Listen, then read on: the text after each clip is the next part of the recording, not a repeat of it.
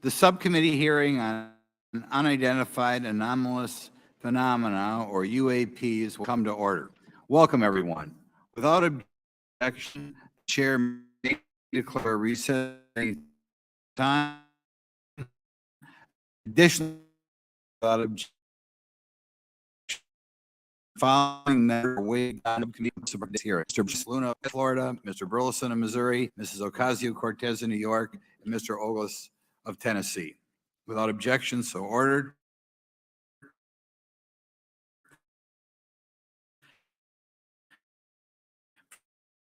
For today's subcommittee hearing, both the myself for 10 minutes. I'm actually going to try to get out of here in about 4, and then we'll give it to some of my friends over here.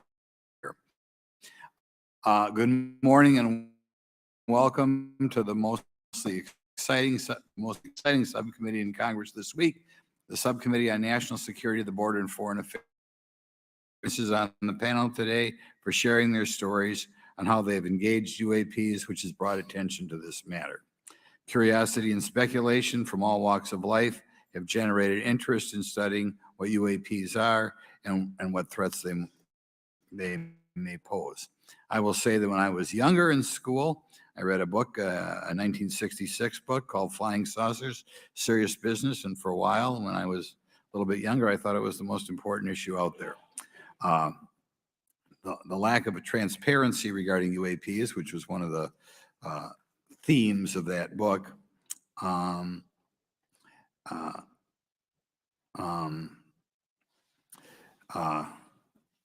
in any event, it's led to interest in studying what UAPs are and what threats they pose.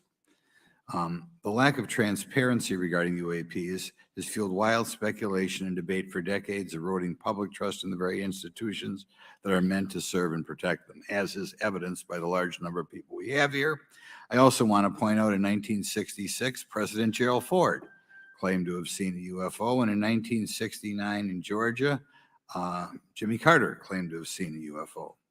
So this has led Congress to establish entities to examine UAPs. The National Defense Authorization Act of 2022 established the All-Domain Anomaly Resolution Office, or AARO, to conduct or to coordinate efforts across the Department of Defense and other federal agencies to detect, identify, and investigate UAPs. However, AARO's budget remains classified, prohibiting meaningful oversight from Congress. In addition to AARO's efforts, NASA is leading an independent study on UAPs that will identify how UAP data is gathered from both civilian and government entities that can be analyzed to shed light on the topic. However, despite these offices being established, there lies a pressing demand for government transparency and accountability that cannot be overlooked. And that's been a problem that's been around for 50 years.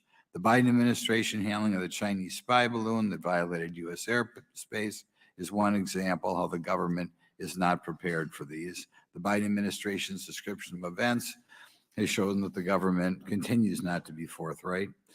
Between the Chinese balloon being shot down and 2 UAPs subsequently shot down following the event earlier this year, the U.S. government spent $1.5 million in taxpayer dollars on missiles, yet we have seen little clarity from the Biden administration. We must demand transparency from the Department of Defense, our intelligence community, and our defense industry on the UAP work. We're going to ask some questions about that today.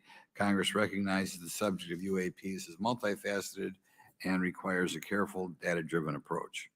Today, we'll see clarity from these witnesses' testimonies, or we'll seek clarity as to what can be done to improve reporting for military and civilians and remain committed to objective inquiry.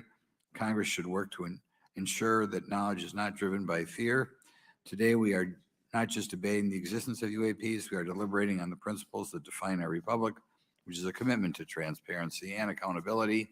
I look forward to hearing from our witnesses today about ways we can improve government efficiency and openness when it comes to UAPs. I thank each of you for your presence here today and for your dedication to safeguarding the interests of the American people. I look forward to your testimony. Now I'm going to turn it over for 2.5 or 3 minutes to Representative Burchett from Tennessee. Thank you, Mr. Chairman. Thank you all for being here. I want to thank everybody for making this happen today. And I want to remind everybody this is a nonpartisan issue. This has nothing to do with party politics. I think the cover-up goes a lot deeper than that. I also want to thank my colleagues, Representative Anna Paulina Luna, sitting beside me here, Jared Moskowitz, my friend across the aisle, has an incredible mind, and I'm anxious to hear his questions. My buddy Eric Burleson, and it's not in my notes here, but Matt Gates. If it hadn't been for Matt Gates, myself, him, and Luna would still be down at Eglin Air Force Base trying to get some answers. He's got an incredible legal mind. Also, I know I saw it in the crowd there, George Knapp, my buddy Jeremy Corbell.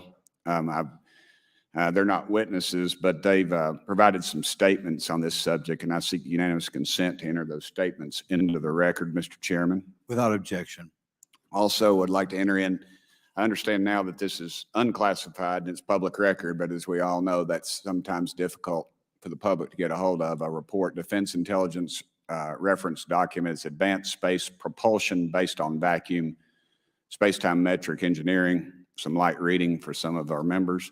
Without objection. Thank you. Mr. Knapp wrote, since 1969, the position of our military has been that UFOs pose no threat to national security and are not worthy of further study. I'd say that's the biggest understatement of the decade.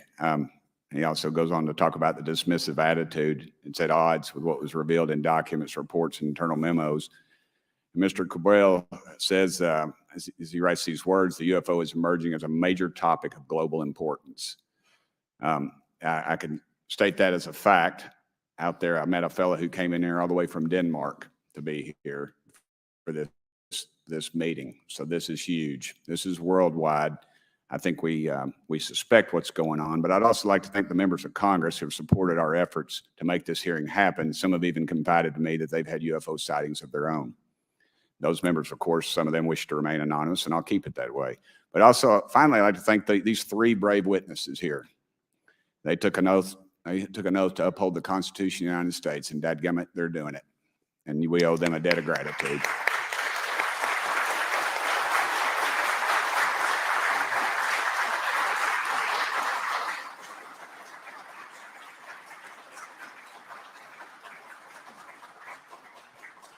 Y'all quit clapping. You're cutting in on my time. Just kidding. These folks, they've got nothing to gain from this. And I think you're going to find out that they've endured quite a few slings and arrows. We need to remember them in our prayers and their families. And I'm thankful to them for their honest testimonies. They have done interviews and appeared in documentaries like Accidental Truth to get their stories out there. And now they are all here to testify under oath for Congress. It's been so difficult to get here today. I said, in the Baptist church, we'd say that the devil's in our way. And the devil has been in our way through this thing. We've run into roadblocks from members, from the intelligence community, the Pentagon. I proposed legislation to go in the FAA reauthorization that just said if an airline pilot has a sighting, that when he makes that report to the FAA, that it would come to Congress. But I was told that the intelligence community did not like that, and the amendment was not even heard in committee. I think it's time for this country to take back our country. We need to tell the folks at the Pentagon they work for us. Dadgummit, we don't work for them. And that's exactly the point. This is an issue of government transparency. We can't trust a government that does not trust its people. We're not bringing little green men or flying saucers into the hearing. Sorry to disappoint about half y'all. We're just going to get to the facts. We're going to uncover the cover-up, and I hope this is just the beginning of many more hearings and more people coming forward about this. And I yield back the remainder of my time. I think, is it to Representative Luna, Mr. Chairman? Or is that? Yeah, we'll call Ms. Luna for her statement. The circumstances surrounding UAPs has captivated the attention of the American people for decades, ingrained in even the minds of our nation's leaders from Jimmy Carter to Barack Obama, Hillary Clinton to Donald Trump, Marco Rubio to Chuck Schumer, John Radcliffe to National Security Council officials. Yet from Roswell, New Mexico to the coast of Jacksonville, Florida, the sightings of UAPs have rarely been explained by the people who have firsthand accounts of these situations. This is largely due to the lack of transparency by our own government and the failure of our elected leaders to make good on their promises to release explanations and footage and mountains of overclassified documents that continue to be hidden from the American people. This isn't just how I feel. In fact, the American people largely believe that the government has actively covered up the truth about UAPs. One poll in particular found that 68% of Americans believe that the government is hiding information about UAPs and not being honest about what we know about them. And from my personal experience, I believe the same thing. Another poll found that nearly half Americans believe that the federal government is doing a very bad or somewhat bad job of dealing with reports of UFO sightings. As Representative Burchett just referenced on the FAA bill that just went through, you can tell that that's exactly happening. Considering the thousands of testimonies and videos taken on people's phones and eyewitnesses' accounts made by credible witnesses such as doctors, pilots, scientists, and active duty service members, it is unacceptable to continue to gaslight Americans into thinking that this is not happening or that the potential of intelligent life forms exists other than humans. Even more alarming is the fact that these eyewitnesses are many of times service members and have no assurance that their lives will not be negatively impacted or even harmed by their experiences. In being an active duty service member working on an airfield, I've had conversations with many pilots where they were in fear of coming forward for retribution and or being taken off flight status. How do we know this? Because the government has said nothing to assure us otherwise. They have also did nothing to calm the concerns of over 20% of Americans who have reported to have seen UFOs or UAPs. We are simply told not to question the government and that the government has it under control. Today is the first hearing of its kind where we will attempt to get down to the bottom of what is actually happening with UAPs. But we will hear from people who have had personal sightings rather than Pentagon bureaucrats who have always been sent to stonewall our investigations. Just so that the press knows and the people know, we were even denied access to a classified briefing in a SCIF prior to this hearing due to the amount of hoops that we had to jump through to grant temporary clearance to witness Grush, who has knowledge of classified information. It is time to have an open-minded discussion on this topic, to hear the evidence and understand the magnitude of what this means, not just for our nation, but for humanity. Thank you, Chairman. I yield back the rest of my time. Thank you very much. And I'd like to thank you and Mr. Burchett for bringing this topic to my attention. Now we'll recognize National Security Subcommittee Ranking Member Garcia for 10 minutes. Thank you, Mr. Chairman, and I want to thank first our witnesses for joining us today. I want to begin by thanking you all for your service to our country and for sharing your voices today and your courage to be here as well. To Mr. Graves, particularly grateful to you to spend some time that we had for you to share with candor some of your experiences, so I appreciate that as well. I do want to thank all the members of our subcommittee today and also those that are here and have waved on for their incredible interest in this issue, particularly to Congressman Burchett. I know that your leadership has brought us to this place today, and I want to thank you for that, as well as everyone else that's been engaged in this work. I also want to thank the oversight staff, who I know has been working very hard to ensure that today's hearing is serious, that it's transparent, and that it also provides appropriate answers, as our oversight body always demands. Now, it's really important that we're here in a bipartisan way to have this conversation, which really, to the heart of it, is about national security and key to the subcommittee's core purpose. This is the subcommittee on national security of the Oversight Committee. Now, our witnesses will testify today that UAPs have posed a serious safety threat, and we must understand this. More broadly, we're dealing with real questions that get to the heart of our faith in government. Faith in our institutions, as we all know, is at an all-time low. Partisanship and alternative facts make it too easy to doubt narrative or our institutions. But this hearing will offer the public unique perspectives, building on years of reporting by both federal agencies and the independent media. Now, some of the earliest reporting on this issue was a groundbreaking 2017 New York Times report, which revealed research, as we know now, on unidentified anomalous phenomena, or as many call UFOs, by the Defense Intelligence Agency. Mr. Graves and Commander Favor's experiences with UAPs have also been documented by the public, not just by the New York Times, but CNN, and any other national news outlets. Now, the Office of National Intelligence published public reports documenting UAPs, and on June 9th, 2022, NASA announced that the agency is commissioning a study to, of course, examine unidentified anomalous phenomena. Now, the sheer number of reports, whistleblowers, and stories of unidentified anomalous phenomena should raise real questions and warrant investigation and oversight, and that's why we are here today. Now, pilots have reported encounters for years. Now, because of the stigma around reporting these incidents, we still don't have a complete picture of actually what's going on, particularly as our witnesses will testify on the civilian side, and that is a real problem that we have today in the country. Now, it's very important that we show that Democrats and Republicans in Congress can come together in a bipartisan way to cut through misinformation and to look at the facts in a serious and thoughtful manner. If we are to advance oversight and public disclosure, we must also gain the broad support of the public. We will succeed getting facts out to the public faster if there is a broad public support as part of the process. Now, I understand fully the Department of Defense is hesitant to share information that could also undermine our national security by revealing information on the capabilities of our own aircraft, our sensors, and other sensitive material. At the same time, many people believe that we're withholding information from them, and that is dangerous also. I believe in openness and transparency. That is also the role of Congress, and I want to trust that the American people will be able to weigh the evidence and make up their own minds. Now, we have incidents where sensors, sometimes even multiple types of sensors, detect things that we cannot explain. UAPs, whatever they may be, may pose a serious threat to our military or civilian aircraft, and that must be understood. Now, my career and training as a longtime and career educator and teacher and researcher tell me that we should never rule anything out. We know that our space, of course, is vast and undiscovered. I also want to note that Mr. Sean Kirkpatrick, director of the All-Domain Anomaly Resolution Office, the component of the DoD office that investigates UAP data, has testified before the Senate this year that his unit has found no evidence of extraterrestrial activity.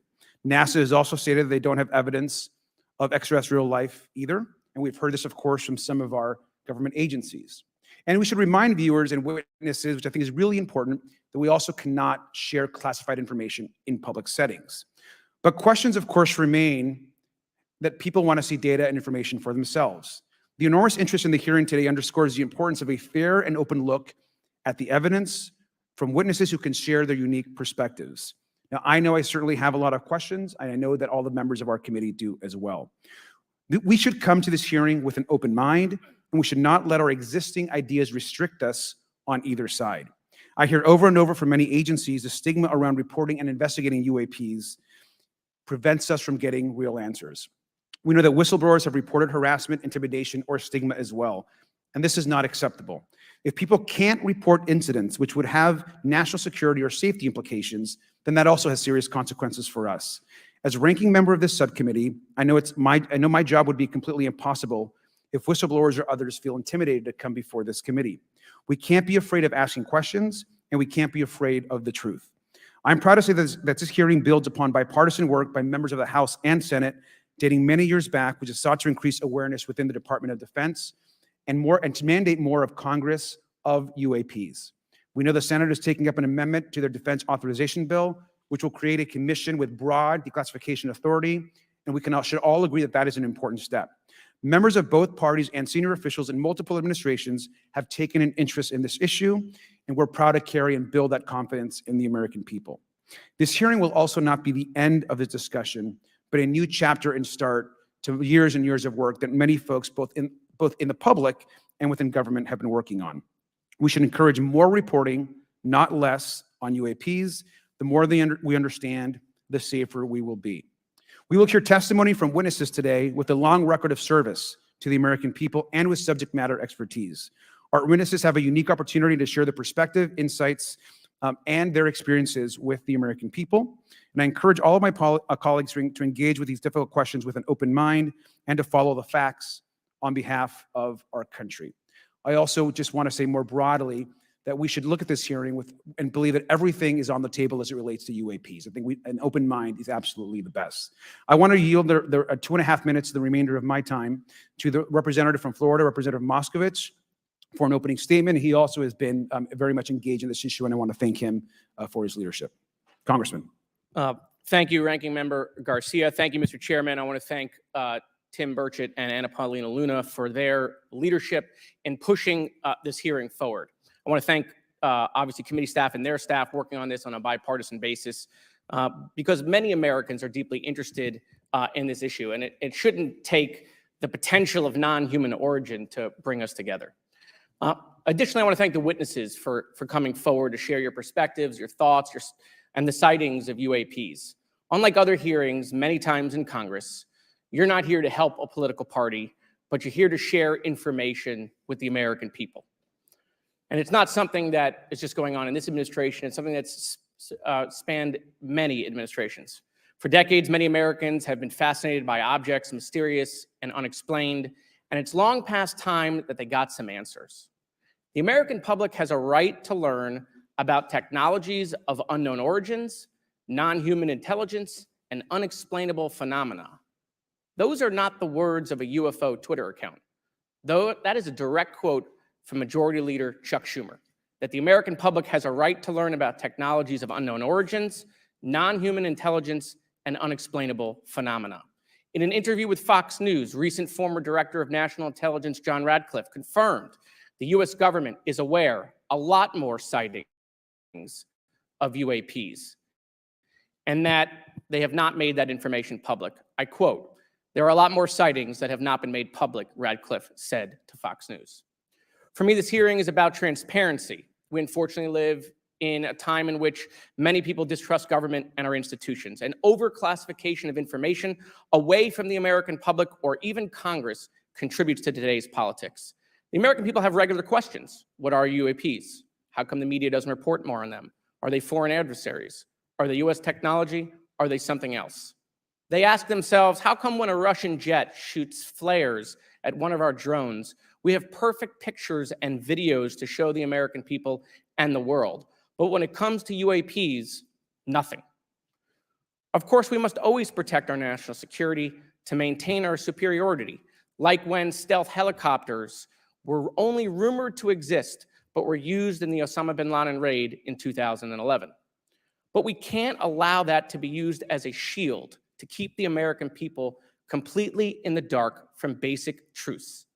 The American people deserve to hear more about special access programs.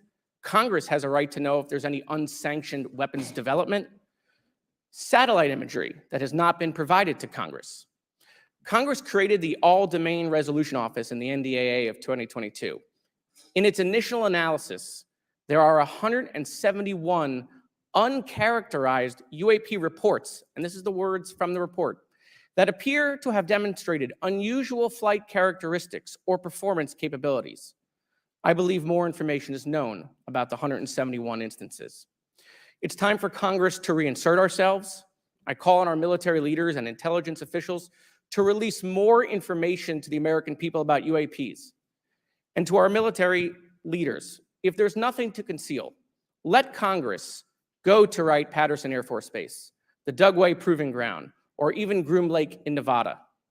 We should have disclosure today. We should have disclosure tomorrow. The time has come. Thank you, Ranking Member. Thank you, Mr. Moskowitz, and I would yield back now to our chairman. Thank you. Right, now I'd like to introduce our witnesses. Our first witness is Lieutenant Ryan Graves.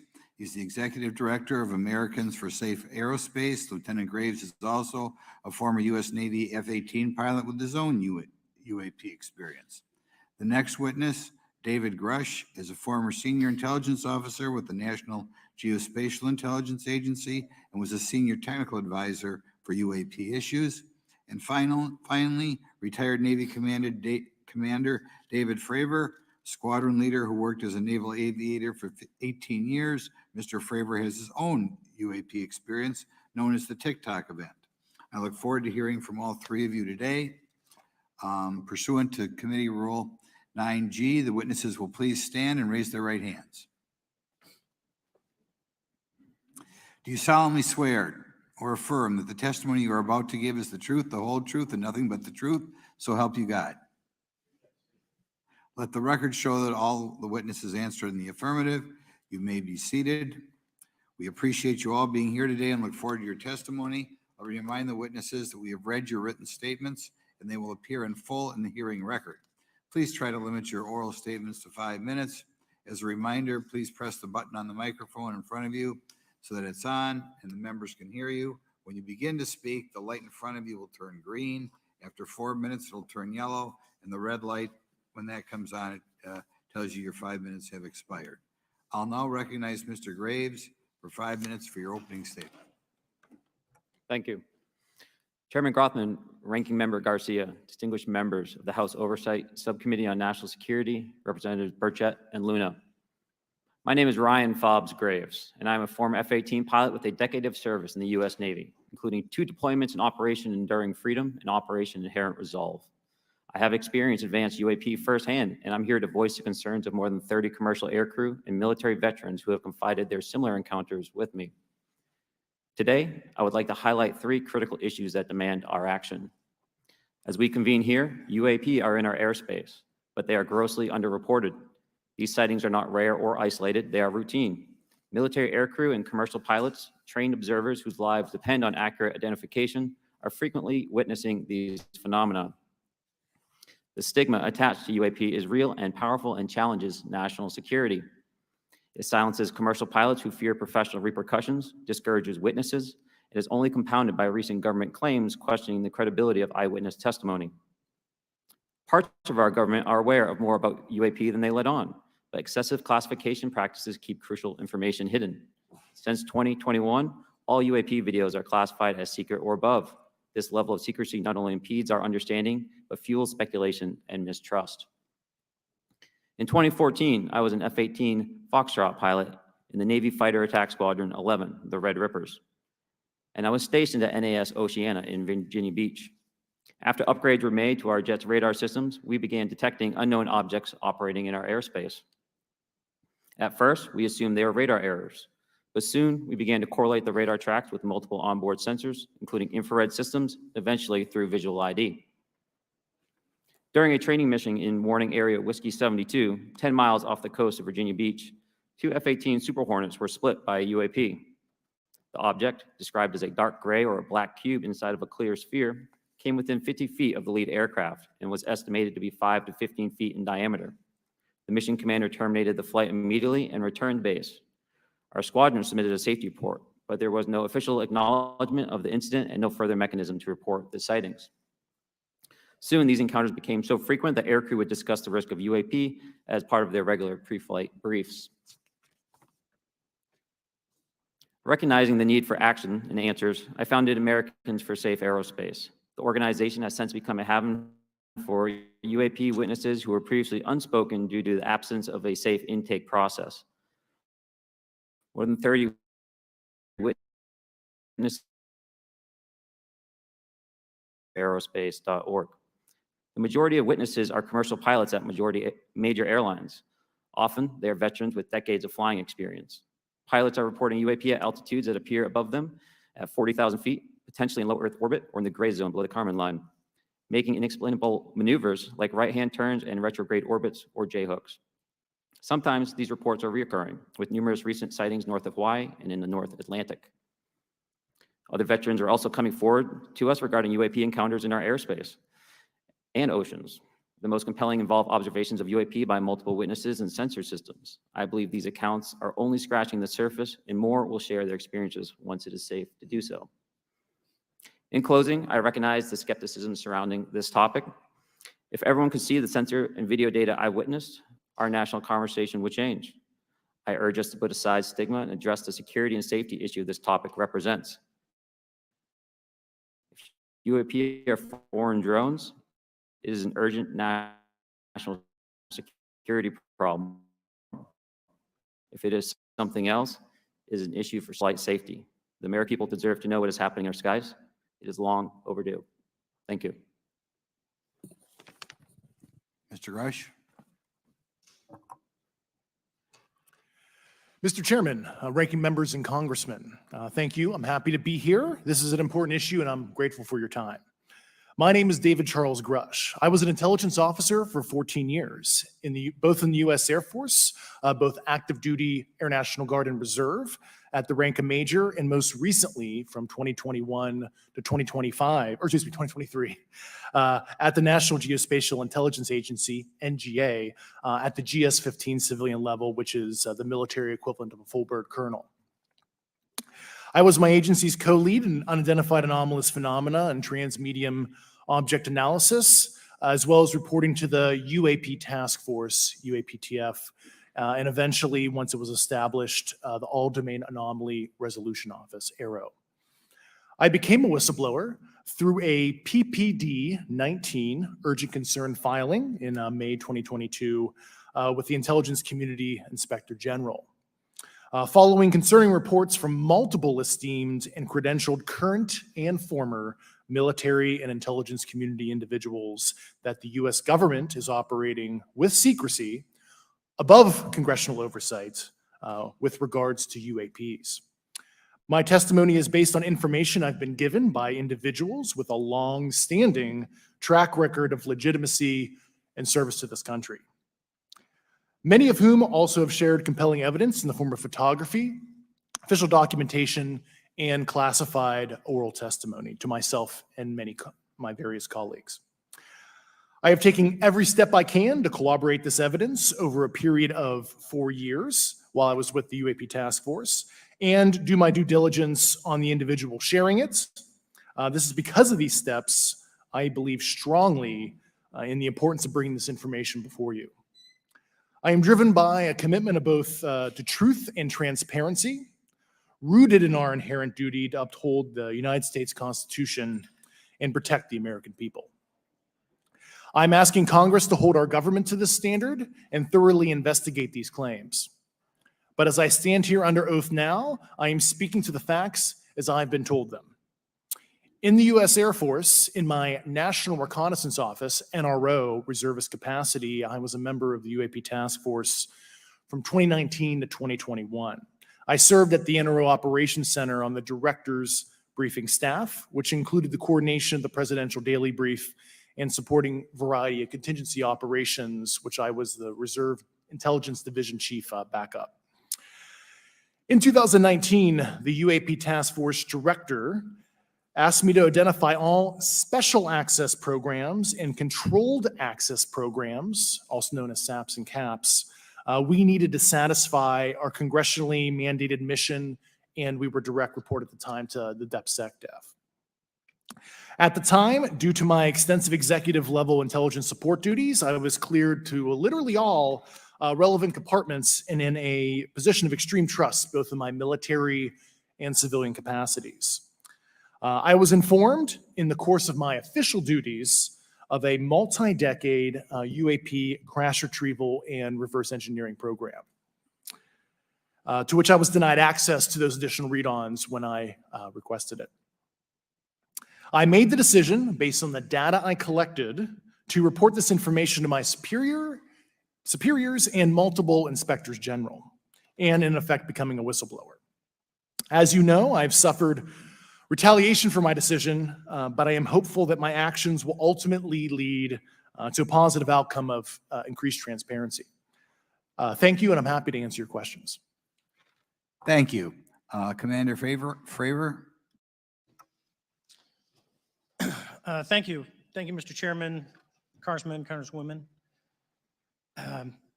I want to first thank you for the invitation to speak to the committee on the UAP topic that's been in the news for the past 6 years and seems to be continuing to gain momentum. As you know, my name is David Fravor. I'm a retired commander in the United States Navy. In 2004, I was a commanding officer of Strike Fighter Squadron 41, the world-famous Black Aces. We were attached to Carrier Wing 11, stationed on board the USS Nimitz, and had begun a 2-month workup cycle off the coast of California. On this day, we were scheduled for a 2v2 air-to-air training with the USS Princeton as our control.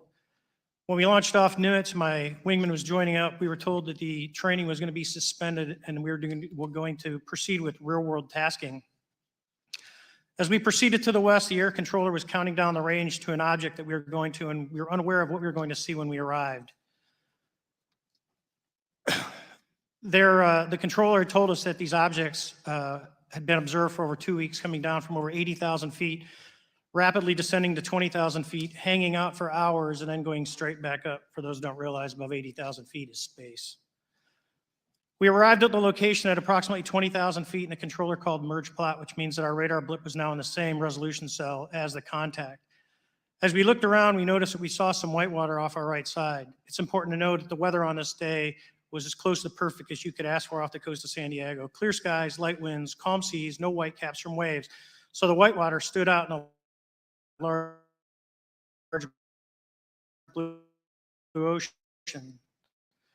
All 4 of us, because we were in F-18Fs, so we had pilots and Wizzo in the back seat, north south, and moving very abruptly over the water like a ping pong ball. There were no rotors, no rotor wash, or any sign of visible control surfaces like wings.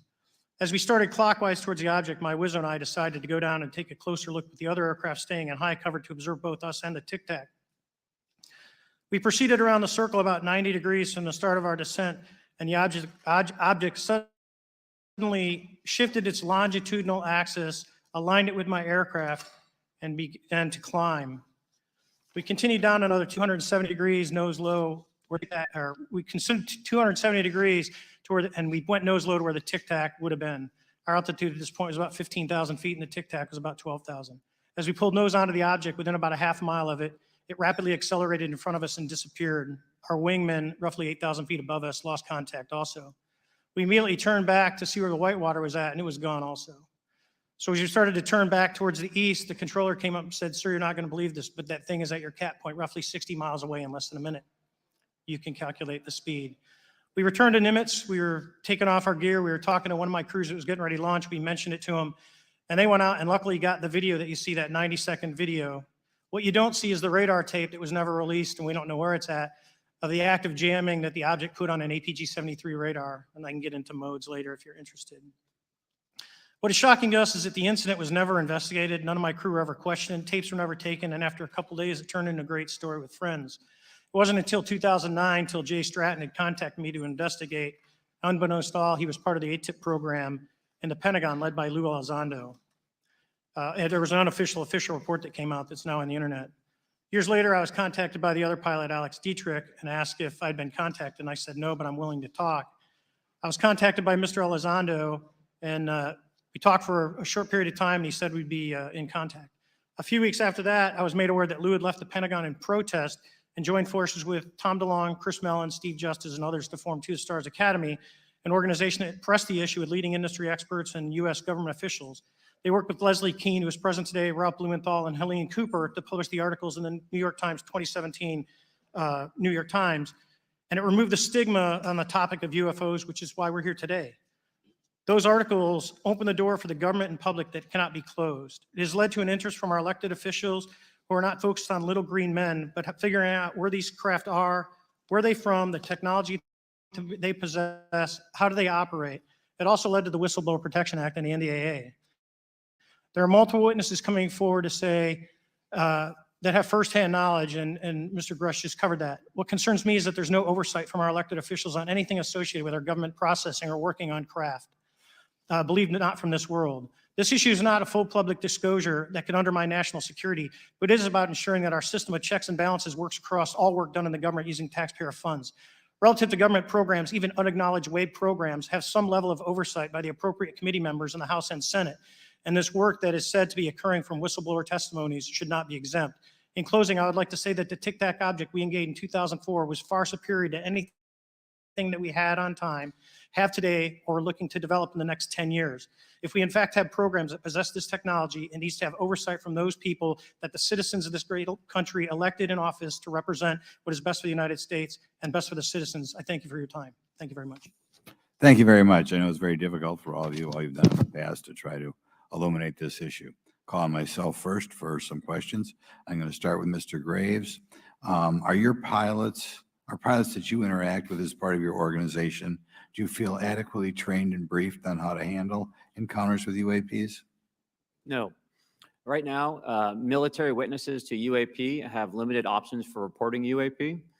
But more concerning is that commercial aviation sector has not adapted to the lessons that the military has implemented. The military and Department of Defense has stated that UAP represent a critical aviation safety risk. We have not seen that same language being used in the commercial markets. They are not acknowledging this risk. Okay. What steps do you think have to be taken to improve a pilot's UAP reporting, be it military or commercial? Right now, we need a system where pilots can report without fear of losing their jobs. There is a fear that the stigma associated with this topic is going to lead to professional repercussions, either through management or perhaps through their yearly physical check. So having a secure system, reducing the stigma, and making this information available through the public is going to reduce the concerns that aircrew have. Could you just give me a little idea of the degree to which reports in the past are not made public right now? Well, I don't think there has been a proper reporting system to gather those reports and thus not report them. So to answer your question, I think there is a dearth of data due to the fact that the reporting has been limited up to this time. Could you tell me why you believe it's, kind of to play the devil's advocate, a reason why some of this stuff should not be available to the public? There's certainly some national security concerns when we use our advanced sensors in our tactical jets to be able to identify these objects. However, there's no reason that the objects themselves would be classified. I would be curious to see how the security classification guideline actually spells out the different nuances of how this topic is classified from the perspective of UAP, not national security. I'll give you a follow-up on that. Assuming that there are reasons why not all this should be made public, this has been around for a long period of time.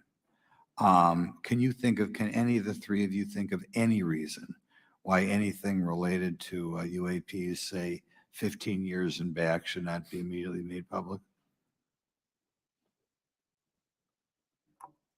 I think one of it is acknowledging a vulnerability, both from a collection and I'll just say a countermeasure perspective. So it's We'll go with say, that we haven't cracked for many years. Yeah. even say 20 years back. Is there any reason why when you go back that far, things shouldn't be made public? Unless it shows a specific national security vulnerability as it relates to a weakness in a particular defense system. Oh, okay, Mr. Fravor, the TikTok incident that you were engaged occurred in 2004. What kind of reporting took place after that incident? None. We had a standard debrief where the backseaters went down to our carrier intel center and briefed what had happened, and that was it. No one else talked to us, and I was in the top 20 in the battle group. No one came. The captain was aware, the admiral was aware, nothing was done. Your commanding officers provide any sort of justification? No, because I was the commanding officer of the Okay. squadron, so no. Was this incident the only UAP event that you encountered while you were a pilot? Yes, it was. Oh, okay. This is for any UAPs pose a potential threat to our national security. Yes, and here's why. The technology that we faced was far superior. You had one, you captured one, you reverse engineered it, you got it to work. You're talking something that can go into space, go someplace, drop down in a matter of seconds, do whatever it wants and leave. And there's nothing we can do about it. Nothing. Okay, the other, you two? Well, I would also like to add, from a commercial aviation and military aviation perspective, we deal with uncertainty in our operating space as a matter of our professional actions. Identifying friend from foe is very important to us. And so when we have unidentified targets and we continue to ignore those due to a stigma or fear of what it could be, that's an opening that our adversaries can take advantage of. What steps should be taken to better understand and respond to UAP encounters in the interest of national security? There needs to be a location where this information is centralized for processing, and there needs to be a two-way communication loop so the operators on the front end have a feedback and can get best practices on how to process information, what to do, and to ensure that their reporting is being listened to. Right now, Okay. there is not a lot of back Yeah. and forth. Mr. Grush, in your complaint to the Intelligence Community Inspector General, you claim that you believe information is being hidden. What kind of information do you think was hidden, and do you think it should remain hidden? Yes, I can speak to that very briefly in unclassified manner. As you know, the preponderance of my complaint was classified to the intelligence communities.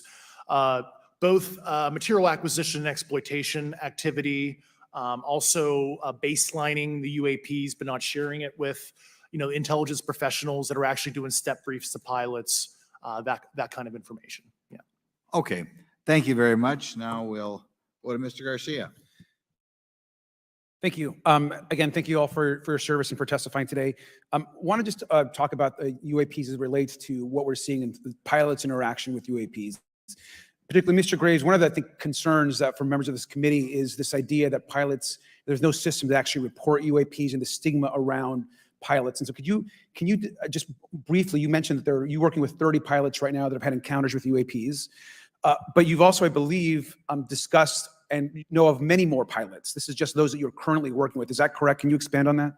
Certainly. I'll break that down in two ways. First, when we were first experiencing these objects off the eastern seaboard in the 2014 to 2015 time period, anyone that had upgraded their radar systems were seeing these objects. So there was a large number of my colleagues that were detecting these objects. They were getting that onwards, and many of them also had their own things as well of these objects. Now, that was our personal firsthand experience at the time. Since then, as I've engaged this topic, others have reached out to me to share their experiences, both on the military side as well as the commercial aviation side. On the military aviation side, veterans that have recently got out have shared their stories and have expressed how the objects we were seeing in 2014, 2015 continued all the way to 2019, 2020, and beyond. And so it became a generational issue for naval aviators on the eastern seaboard.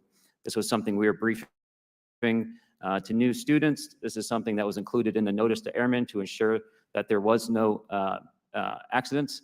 And now with commercial aviators, they're reaching out because they're having somewhat similar experiences as our military brothers and sisters, but they do not have any reporting system that they can send us to. And let me just add, both to Mr. Fravor as well as Mr. Graves, not having the system for reporting, would you both agree that it's harmful to not just our national security interests, but to understand this phenomenon of what's happening with UAPs? I think it's actually a travesty that we don't have a system to correlate this and actually investigate. So if you took the East Coast, there's coastal radars out there that monitor our air defense identification zone, so out to 200 miles. They can track these, so when you see them, they could actually go and pull that data and get maneuvering. And instead of just having the airplanes, there's other data sources out there. And I've talked to other government officials on this. So you need a centrally located repository that these reports go to. So if you just stuck it in DOD, you wouldn't get anything out of the Intelligence Committee because they have a tendency not to talk. But if you got a central location where these reports would come in, not just military, but also commercial over the Pacific, they see odd lights.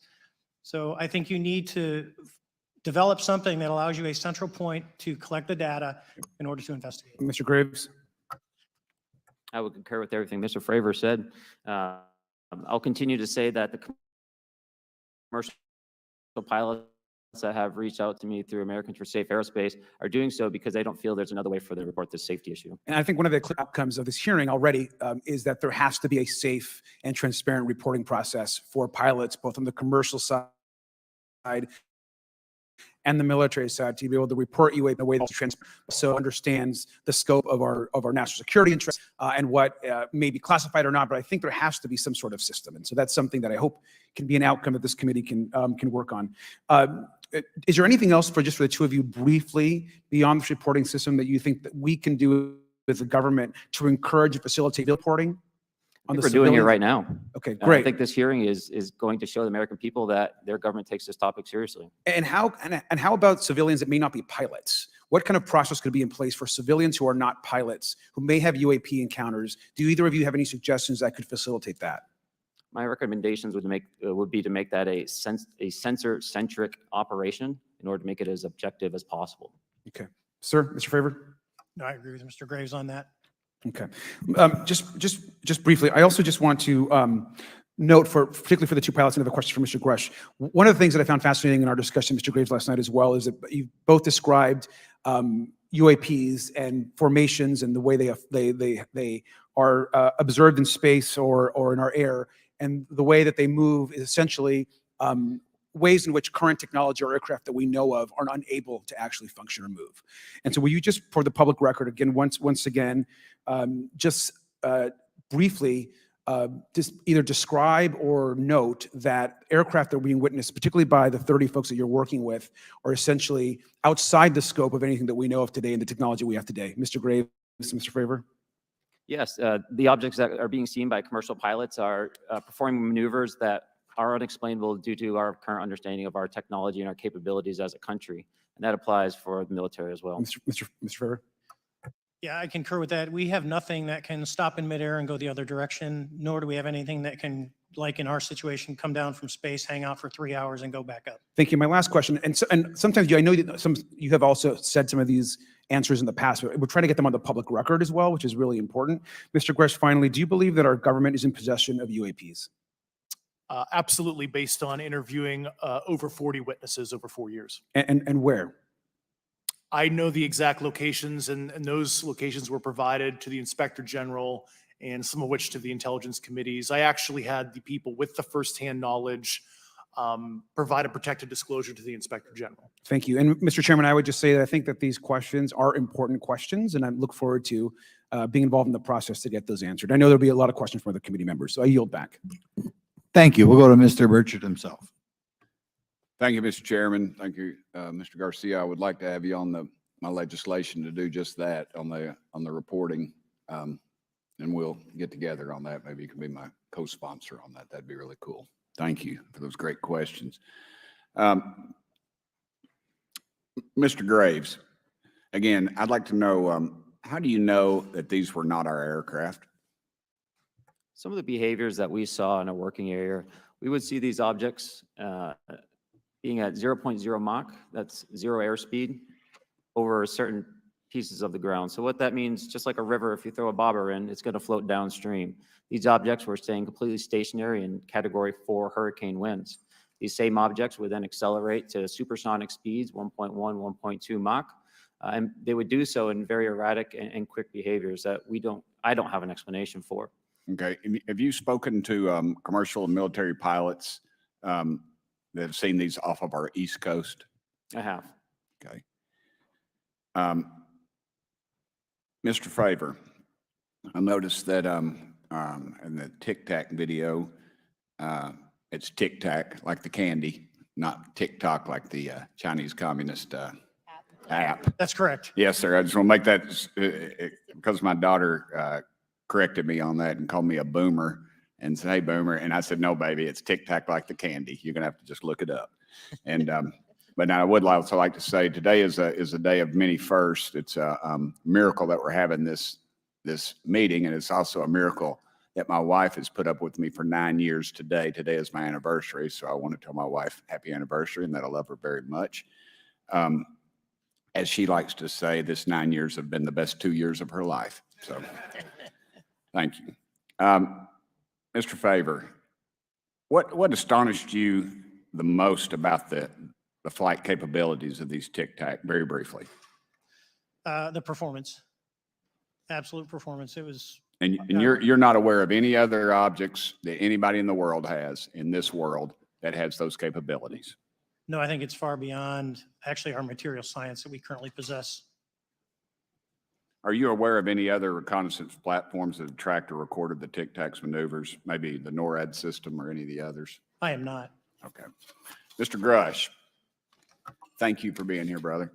Thank you all very much. Have you faced any retaliation or reprisals for any of your testimony or anything on these lines? Yeah, I have to be careful what I say in detail because there is an open whistleblower reprisal investigation on my behalf, and I don't want to compromise that investigation by providing anything that may help provide somebody information. But it was very brutal and very unfortunate, some of the tactics they used to hurt me both professionally and personally, to be quite frank. Yeah.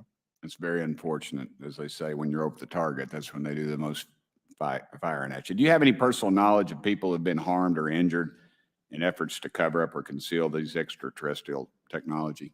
Yes. Personally. Have anyone been murdered that you would think, that you know of or have heard of, I guess? I have to be careful asking that question. I directed people with that knowledge to the appropriate authorities. Maybe in a, if we could get in a confidential area, SCIF, we could talk about that. But unfortunately, we were denied access to the SCIF, and that's very unfortunate in this scenario. Mr. Favor, do you believe that you witnessed an additional object under the water in relation to your encounter? I will say we did not see an object. There was something there to cause the whitewater, and when we turned around, it was gone. So there was something there that obviously moved. Okay, it was not the same object though that you were looking at, correct? No, we actually joked that the Tic Tac was communicating with something when we came back, and because the whitewater disappeared. We were in another instance, we're told about the capabilities of a jamming during viewing of when there were some people chasing some of these objects. Did you experience any of that jamming or interrupting your radar or weapons system? My crew that launched after we landed experienced significant jamming to the APG-73 radar, which was what we had on board, which is a mechanically scanned, very high-end system prior to the APG-79. And yes, it did pretty much everything you could do: range, velocity, aspect, and then it spit the lock, and the targeting pod is passive. That's what we were able to get the video on. I'm about to run out of time, but are you aware of any of our enemies that have that capability? No. Okay, I would also like to note for the record that, like George Knapp, breaking Area 51, he's the reason I knew about that. And the reason I know about the Tic Tacs is Leslie Keene from New York Times article, and I would encourage everybody to read that. Thank you, Mr. Chairman. You'll be back to you for no time. Very good. Mr. Raskin? Thank you, Mr. Chairman. Mr. Graves, you reported UAP encounters during training flights, I think, and have since come forward to warn the Pentagon that these encounters may be putting pilots at risk. My first question is, you've identified these as taking place on the East Coast. Is it just on the East Coast where these encounters have been reported? No, since the events initially occurred, I've learned that the objects have been detected essentially where all operations, Navy operations are being conducted across the world. And that's from the All Domain Anomaly Resolutions Office reporting. All right, can you describe your experience after you decided to come forward and go public with your experience? Certainly. Like many others, the New York Times article come out well, and this will be when it was debriefed.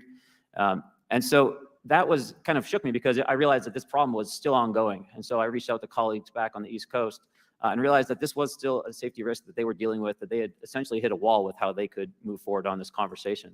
It was at that point when I decided to try to move the conversation forward myself. Are there common characteristics to the UAPs that have been cited by different pilots? And can you describe what the convergence of descriptions is? Certainly. We were primarily seeing dark gray or black cubes inside of a clear sphere. I'm sorry, dark gray or black cubes? Yes, Yeah. inside of a clear sphere, where the apex or tips of the cube were touching the inside of that sphere. And that was primarily what was being reported when we were able to gain a visual tally of these objects. That occurred over almost 8 years. And as far as I know, it still occurred. I take it that you're arguing what we need is real transparency in a reporting system so we can get some clarity on what's going on out there, because there are many pilots in your situation, but we should have a way of developing a systematic inventory of all of such encounters. Is that right? Yes, and I think we need both transparency and the reporting. We have the reporting, but we need to make sure that information can be promulgated to commercial aviation as well as the rest of the populace. Mr. Grush, what about you? What was your experience after you came forward? Well, it's only been about 2 months or so, so I guess my experience has been overwhelming support from former colleagues of mine that have privately messaged me, and I do appreciate that. But I do have knowledge of active planned reprisal activity against myself and other colleagues, and it's very, very upsetting to me. Coming from where? Certain senior leadership at previous agencies I was associated with. And that's all I'll say publicly, but I can provide more details in a closed environment. Okay. Well, I hope you understand that there would be bipartisan rejection of any attempt to vilify, demonize, or engage in other reprisals against our witnesses and people who are telling the truth from their perspective. Yeah, there were certain colleagues of mine that were brutally administratively attacked, and it actually makes me very upset as a leader to see that happen to other coworkers and actually superiors of mine over the last 3 years. How do you account for that response? That seems like a bizarre response. I call it administrative terrorism. That's their quiver, their tool in the toolbox to silence people, especially the career government service cares about their career, cares about their clearance, their reputation to climb the ladder. And when you threaten that float, career path, a lot of people back off. But I'm here to represent those people. So. Mr. Fravor, what about you? What has your experience been since you come forward with your perspective on this? Actually, I've been treated very, very well. And the 6 people hiring from the military is 05s or 06s.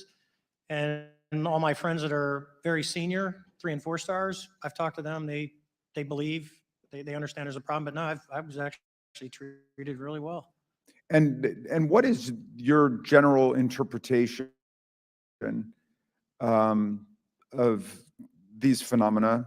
Or what is your current thinking of trying to make sense of them? Well, I'll say, I'm not like a UFO fanatic. It's not me. But I will tell you that what we saw with 4 sets of eyes over a 5-minute period, still, there's nothing, we have nothing close to it. It was amazing to see. I told my buddy I wanted to fly it, but yeah, it's just an incredible technology. All right, Mr. Chairman, thank you very much. I'll yield back to you. Thanks. On to Ms. Luna. Mr. Grush, in speaking to you yesterday, I just wanted to follow up on Representative Raskin's questions. In the last couple of years, have you had incidences that have caused you to be in fear for your life for addressing these issues? Yes, personally. Yeah. I just want everyone to note that he's coming forward in fear of his life. To put in perspective, if they were really not scared about this information coming out, why would someone be intimidated like that? To your knowledge, are NHIs working with adversarial foreign governments in either technology exchange programs or back engineering programs? I don't have data on that. I'm not sure. Have you heard or you had people come forward to present that evidence? Not that particular evidence that you just espoused. Okay, on the 19th of April, Dr. Kirkpatrick, head of Aero, had said that he did not find any evidence of UAPs. You also stated that you had, in your interview, that you had briefed him on information that you were uncovering, but that he did not follow up with you. Were the items that you divulged to him pertinent to national security? Yes, him and I had a classified conversation in April 2022 before he took over Aero in July 2022, and I provided him some concerns I had. Do you know why he might not have followed up with you? Unfortunately, I cannot read his mind. I wish he did. I was happy to give sage counsel to him on where to look when he took the helm of Aero. Okay, and then my last question for you before I move to Mr. Graves is you received prior approval from the Defense Department to speak on certain issues, correct? Correct, through DOPSR, DoD Pre-Publication and Security Review. And I just want to remind the public, they're just looking from a security perspective. These are my own personal views and opinions, not the department's. Okay, I'm asking that though mainly because I think that there are many people that would like to discredit you. So it does bring a certain amount of credibility to your testimony. I'm required by law to do that as a former intelligence officer, or I go to jail for revealing classified information. Yeah, we don't want you to go to jail.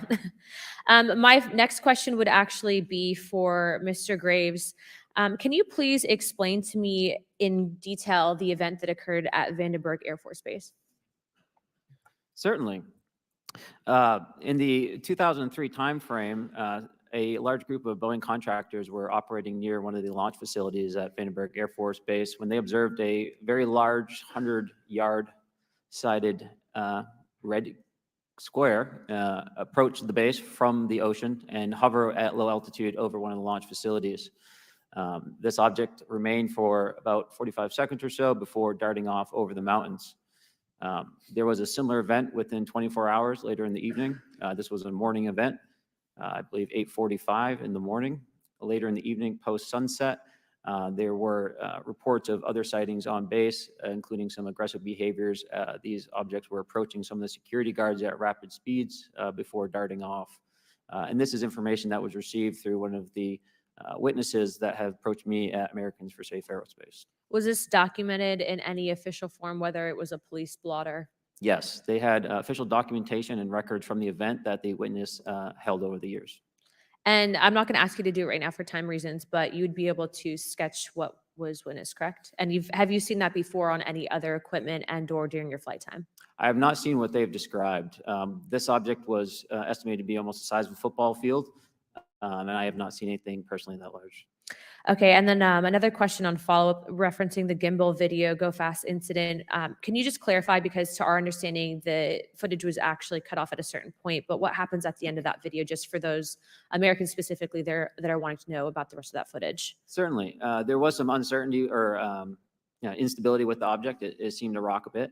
And that's the last I had seen of the video. Much of the data that I would recommend be analyzed would consist of radar data that would provide precise kinematics on the object, as well as the fleet of objects that were operating nearby.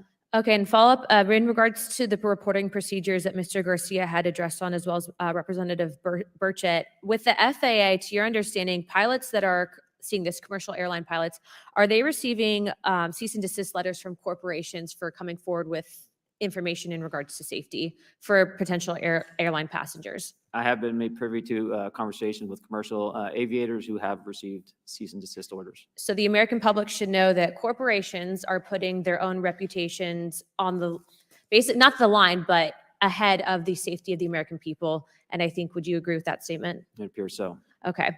And I guess this would be my last, I'm out of time. I yield. I'll be back.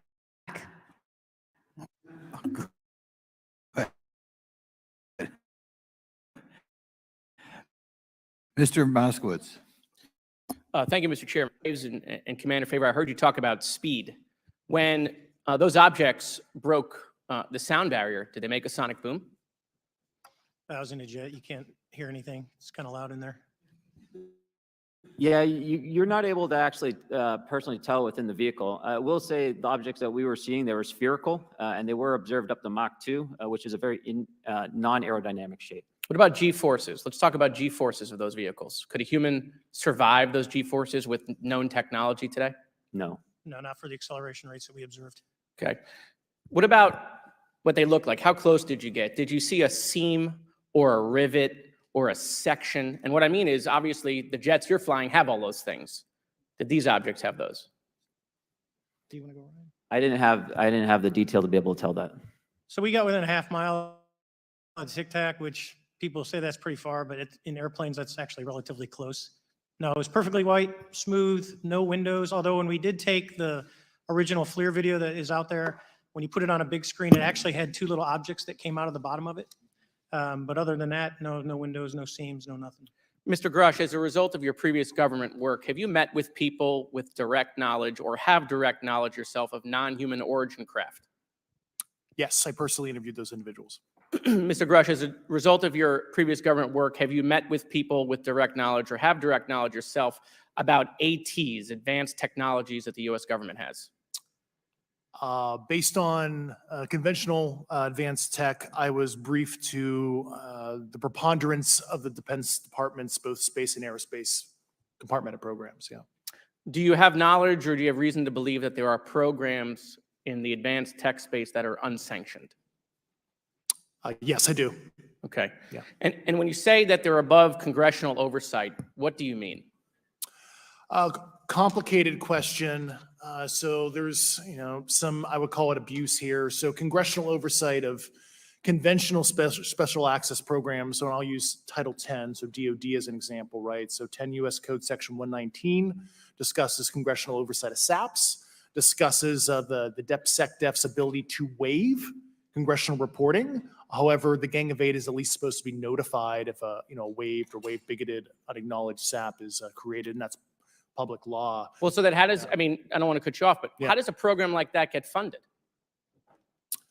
I will give you generalities. I can get very specific in a closed session, but misappropriation of funds and Does that mean self-fund.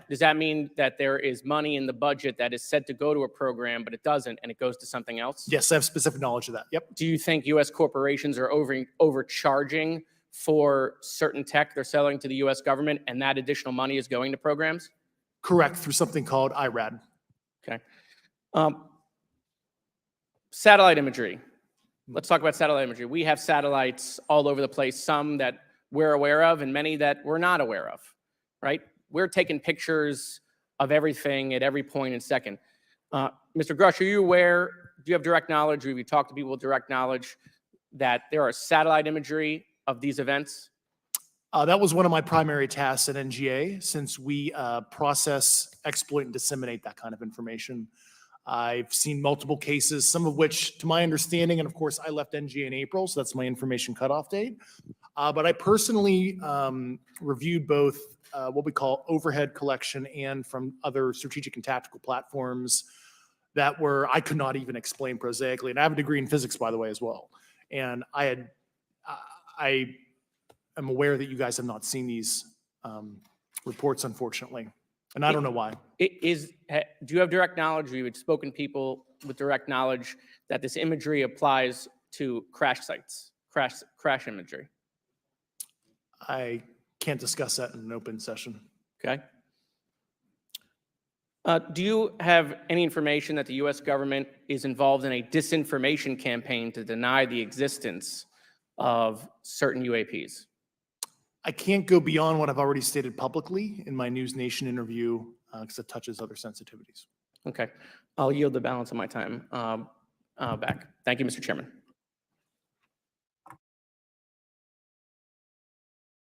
Ms. Fox?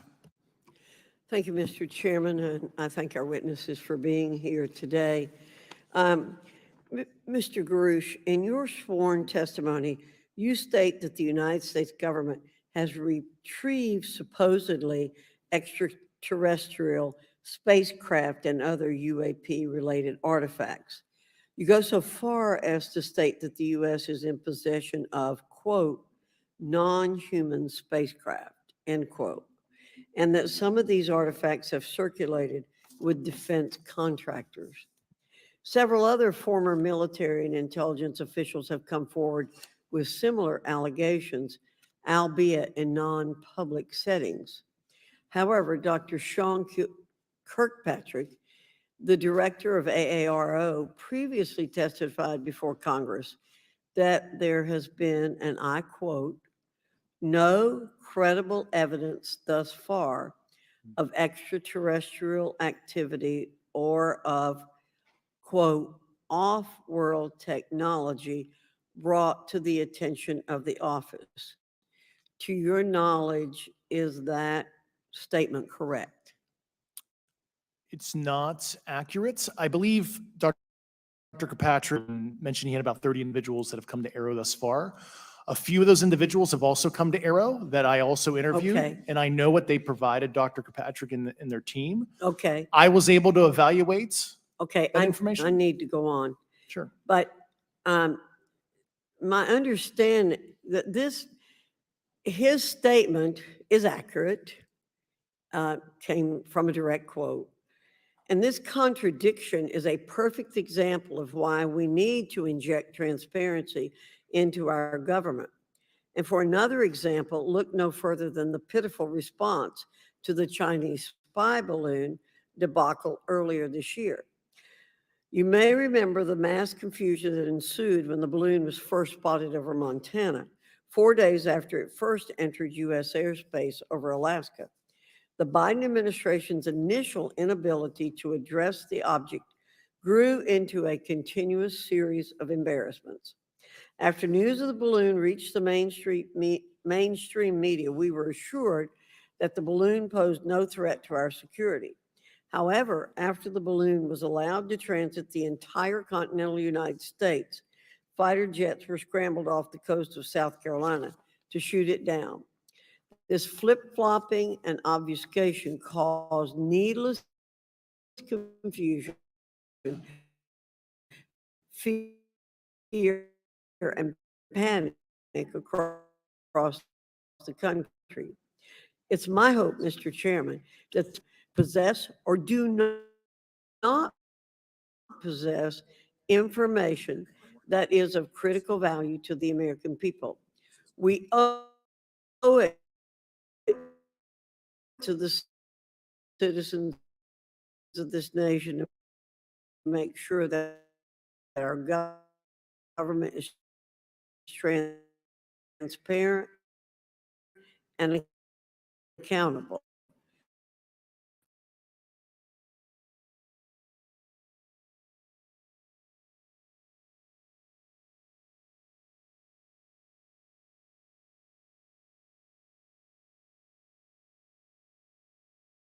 In May, the independent study team held that its first public meeting, which included the perspectives from NASA senior leaders, as well as perspectives from the Department of Defense and intelligence agencies. The NASA study team is also expected to release its first report pretty soon, and I think it's safe to say that we all eagerly await its results. Mr. Graves, how might NASA's research influence the commercial industry regarding safety in UAP? I think NASA has a big role to play as far as commercial aviation safety, and it's one of their original charges as an organization. One of the recommendations that have been put forward is to utilize their existing aviation safety reporting system to serve as a short-term fill and trusted platform for pilots that want to report on UAP. It also has built-in analytics capability and is funded by Congress. Gotcha. And also, Mr. Graves, are there any other industries that may be influenced by the NASA research on UAPs? And if so, how so? Well, I think there is a large swath of commercial capabilities that could be brought to bear on this topic, from space-based or ground-based sensor systems that are available open source or through commercial marketplaces.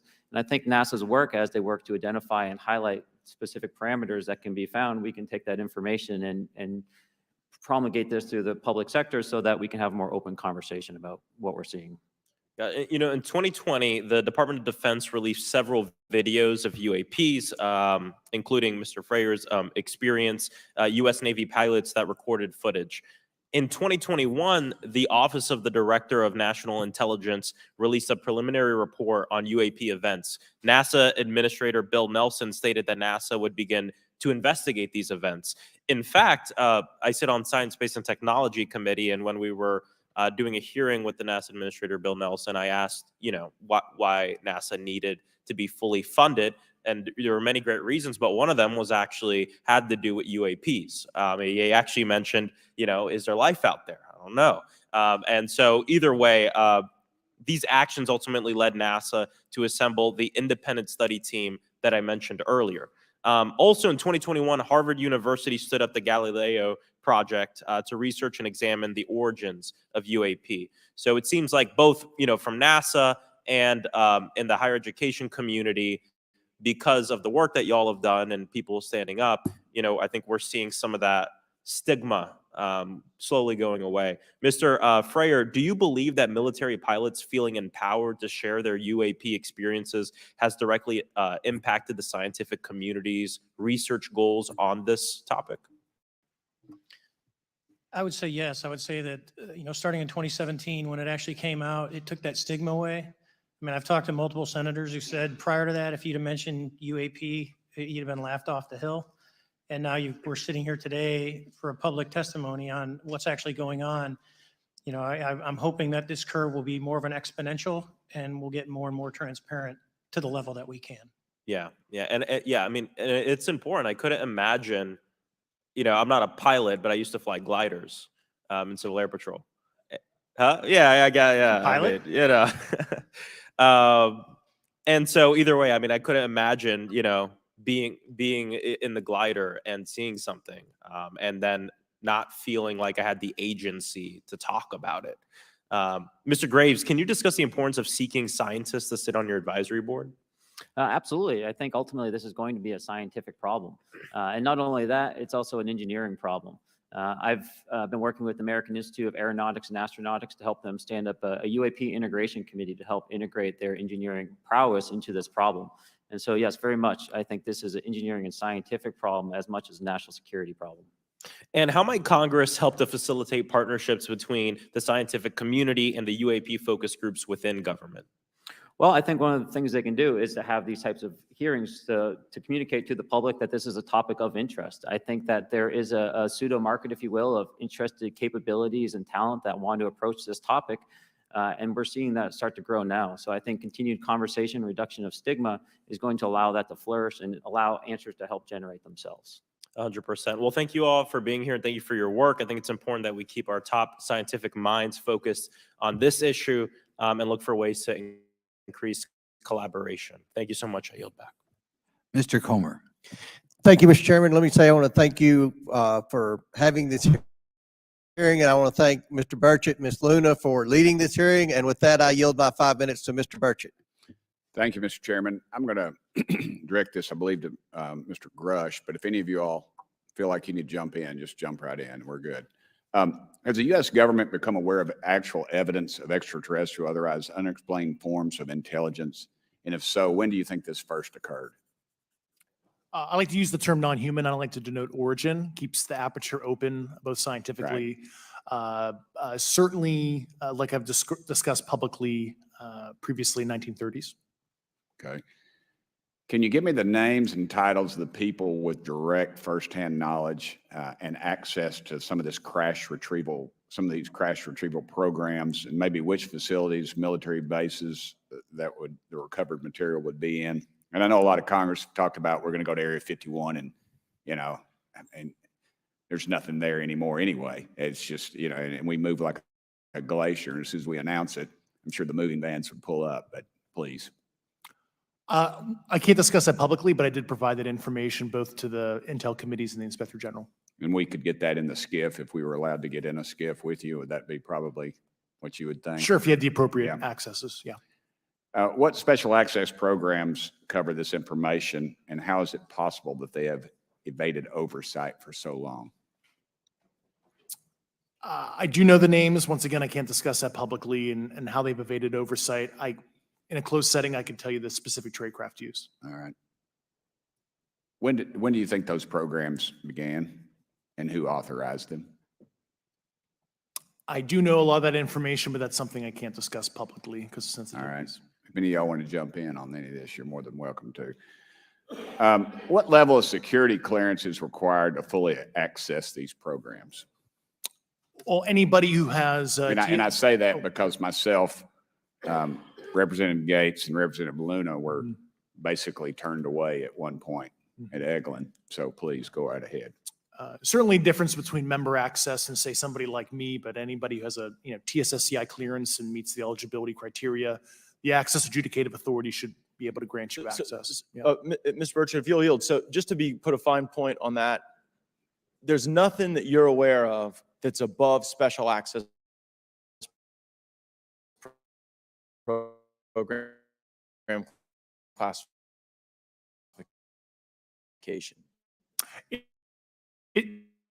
It's a misnomer that there's anything actually above top secret. Executive Order 13526. We're not being given that access, sort of defies our typical muscle memory. Mr. Burchett, I'll yield back to you.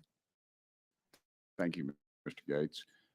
Along those lines, Title 10, you may not know this or not, but Title 10 and Title 50 authors, and they seem to say they're inefficient to decide in the past.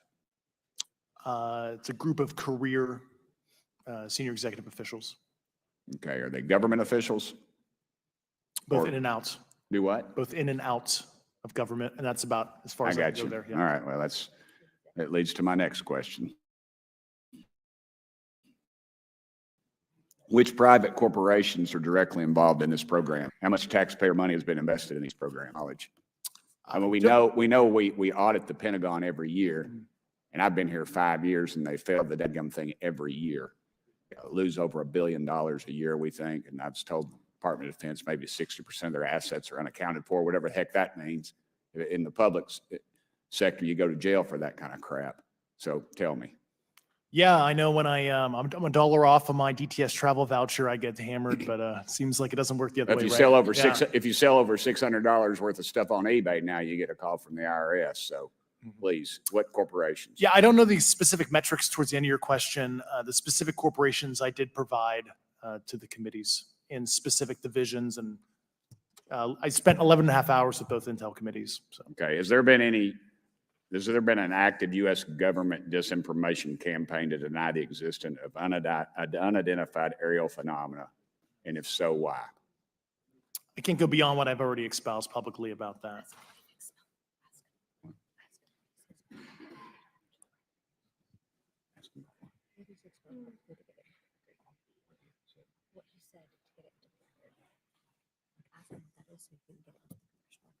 Okay, I've been told to ask you what that is and how to get it in the record. Which What have you stated publicly in your interviews for the congressional record? if you reference my News Nation interview and I talk about a multi-decade, campaign to disenfranchise public interest, Sorry, Mr. basically. Chairman, I've gone. Yeah. Thank I you. apologize, Mr. Chairman. I yield back negative 21 seconds. Thank you. Ms. Ocasio-Cortez? Thank you, Mr. Chairman, and thank you to our witnesses for coming here today. I do concur with the ranking member as well as several other members here on this committee that this is a committee for whistleblowers and for the protection of whistleblowers as well. So we understand what you're putting on the table here and what you're putting on the line here, and we thank you for that. Mr. Grush, you sat on the Unidentified Anomalous Phenomenon Task Force created in the 2020 NDAA, correct? Yes. There have been some things that that have been mentioned here during this hearing that I wanted to pick up on. Mr. Graves, you mentioned specifically during the answers to one of your questions, you named Boeing contractors being engaged in an incident regarding this red cube about a football field wide.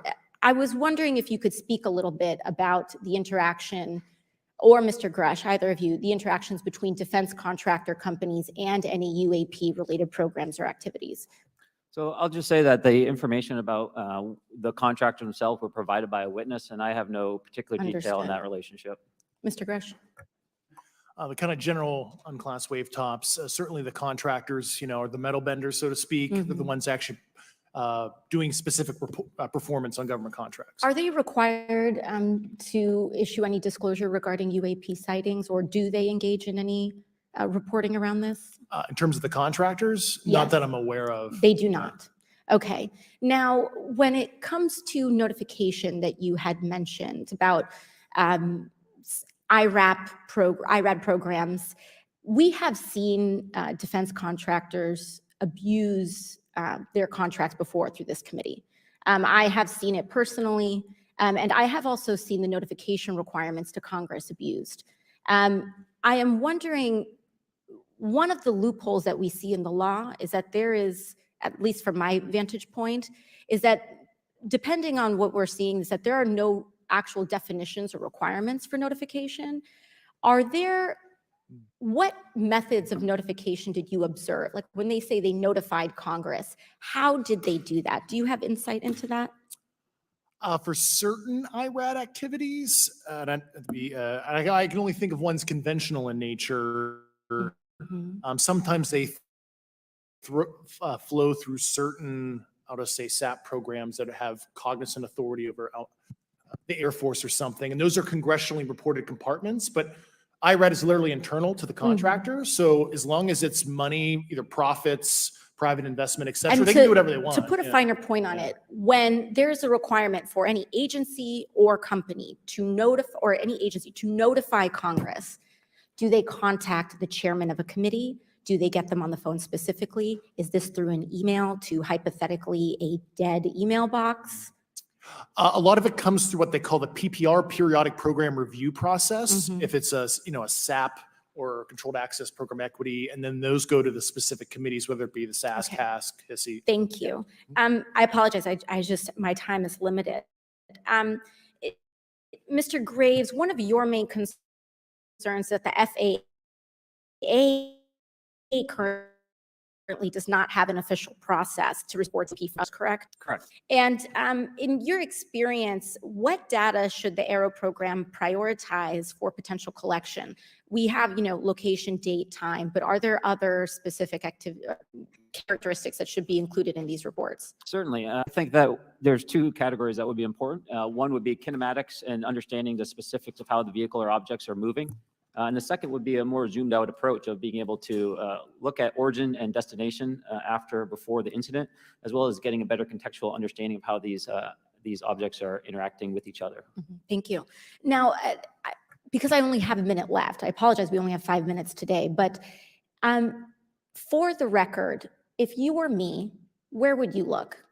Titles, programs, departments, regions, if you could just name anything. And I put that as an open question to the three of you. I'd be happy to give you that in a closed environment. I can tell you specifically. Thank you. Commander Fravor? And I would say, and I've told people that you have to know where to look. They're not going to divulge it to you because of the classification levels. But if you know where to look and who to talk to, which is exactly what Mr. Grush can point you, then you have them. Okay. Mr. Graves? I was an operator, so I was depending on folks like Mr. Grush to do that homework. Okay. Thank you very much. I yield back to the chair. Mr. Beggs? Thanks, Mr. Chairman. I thank the witnesses for being here today. I'm over here. Thank you so much for being here. I want to get into specifics here, and a reason I'm going to go this way is because you've talked a bit about what I would call misdirection by official U.S. government with regard to UAPs, right? And so I'm going to get to that in a second. But last week, White House NSC spokesman John Kirby stated that UAPs are having an impact on our training ranges and need to be treated as a legitimate issue. Do you concur with the statements? That's for each of you. Yes. Yes. Yes. Okay. Now, having said that, I'm going to take you to specific instances around the Phoenix Valley, because that's where I live. And in '97, we had the famous Phoenix Light case. I don't know if any of you are familiar with that.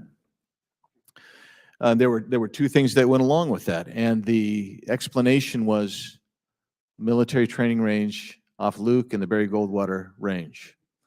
Do you know anything different other than the official explanation of those lights? Only what's in the public vernacular about it. That was outside the scope of my duties. And if we wanted to, just my question along with my colleague from New York, Ms. Ocasio-Cortez, if we wanted to find out more about that, where would we go to find the files, and who would we address? And are you going to tell me we need to go to a SCIF so you can tell us in a SCIF? I could potentially give you a vector on that. That specific case, I'm familiar with it in terms of public, but I give you a vector in a closed environment, yeah. That would be good, thank you. So if it's true that UAPs are having an impact on training ranges, and this administration considers it to be a legitimate issue, what steps can Congress take to address training range impacts? And I say that having two very large training ranges in my state. And so we'll start with Mr. Graves and going down the panel. Some of the initial procedures have been implemented, such as within the United States Navy, that have a range failure report that gathers information from pilots. I understand that a service-wide reporting mechanism is still pending. However, that would be a great next step, not only for gathering information, but for showing the troops that it is an acceptable topic and reducing the stigma. Okay, please, all of you continue. Yeah, as a recipient of a lot of those training range reports, sometimes we only get contextual kind of oral reporting. It'd be nice if they attached all sensor data and there's a system in place that can handle multiple classifications of data. And that's an issue with the F-35, right? That jet was never built to be an ISR platform, and it's a pain in the, we'll just say butt, to get that data off, so. Yeah. Great, thank you. Yeah, I would agree with the previous two, being a user of those training ranges, that the data has to be out there. You have to acknowledge that you're seeing them, and then you have to collect the data. Right now, you get the report, someone says, I saw something, but no one collects the radar data to back it up and do research. Okay. Do you believe that the 2019 classification guidelines for UAPs interferes with the federal government's ability to be transparent with the American people? And do you think we need to be more transparent with the American people? All of you, yeah. I'll say yes to that. Yeah, I'm familiar with at least the UAP Task Force 2019 Security Classification Guide. I think it's fair. I did actually help author that with the. Oh, director you at got the a time. bias that Yeah, way then. but I will say, I'll call it a lazy attitude about declassifying videos. I mean, I've seen some of the videos of the recent shoot down, and I saw no reason that couldn't have been released as long as they mask some data.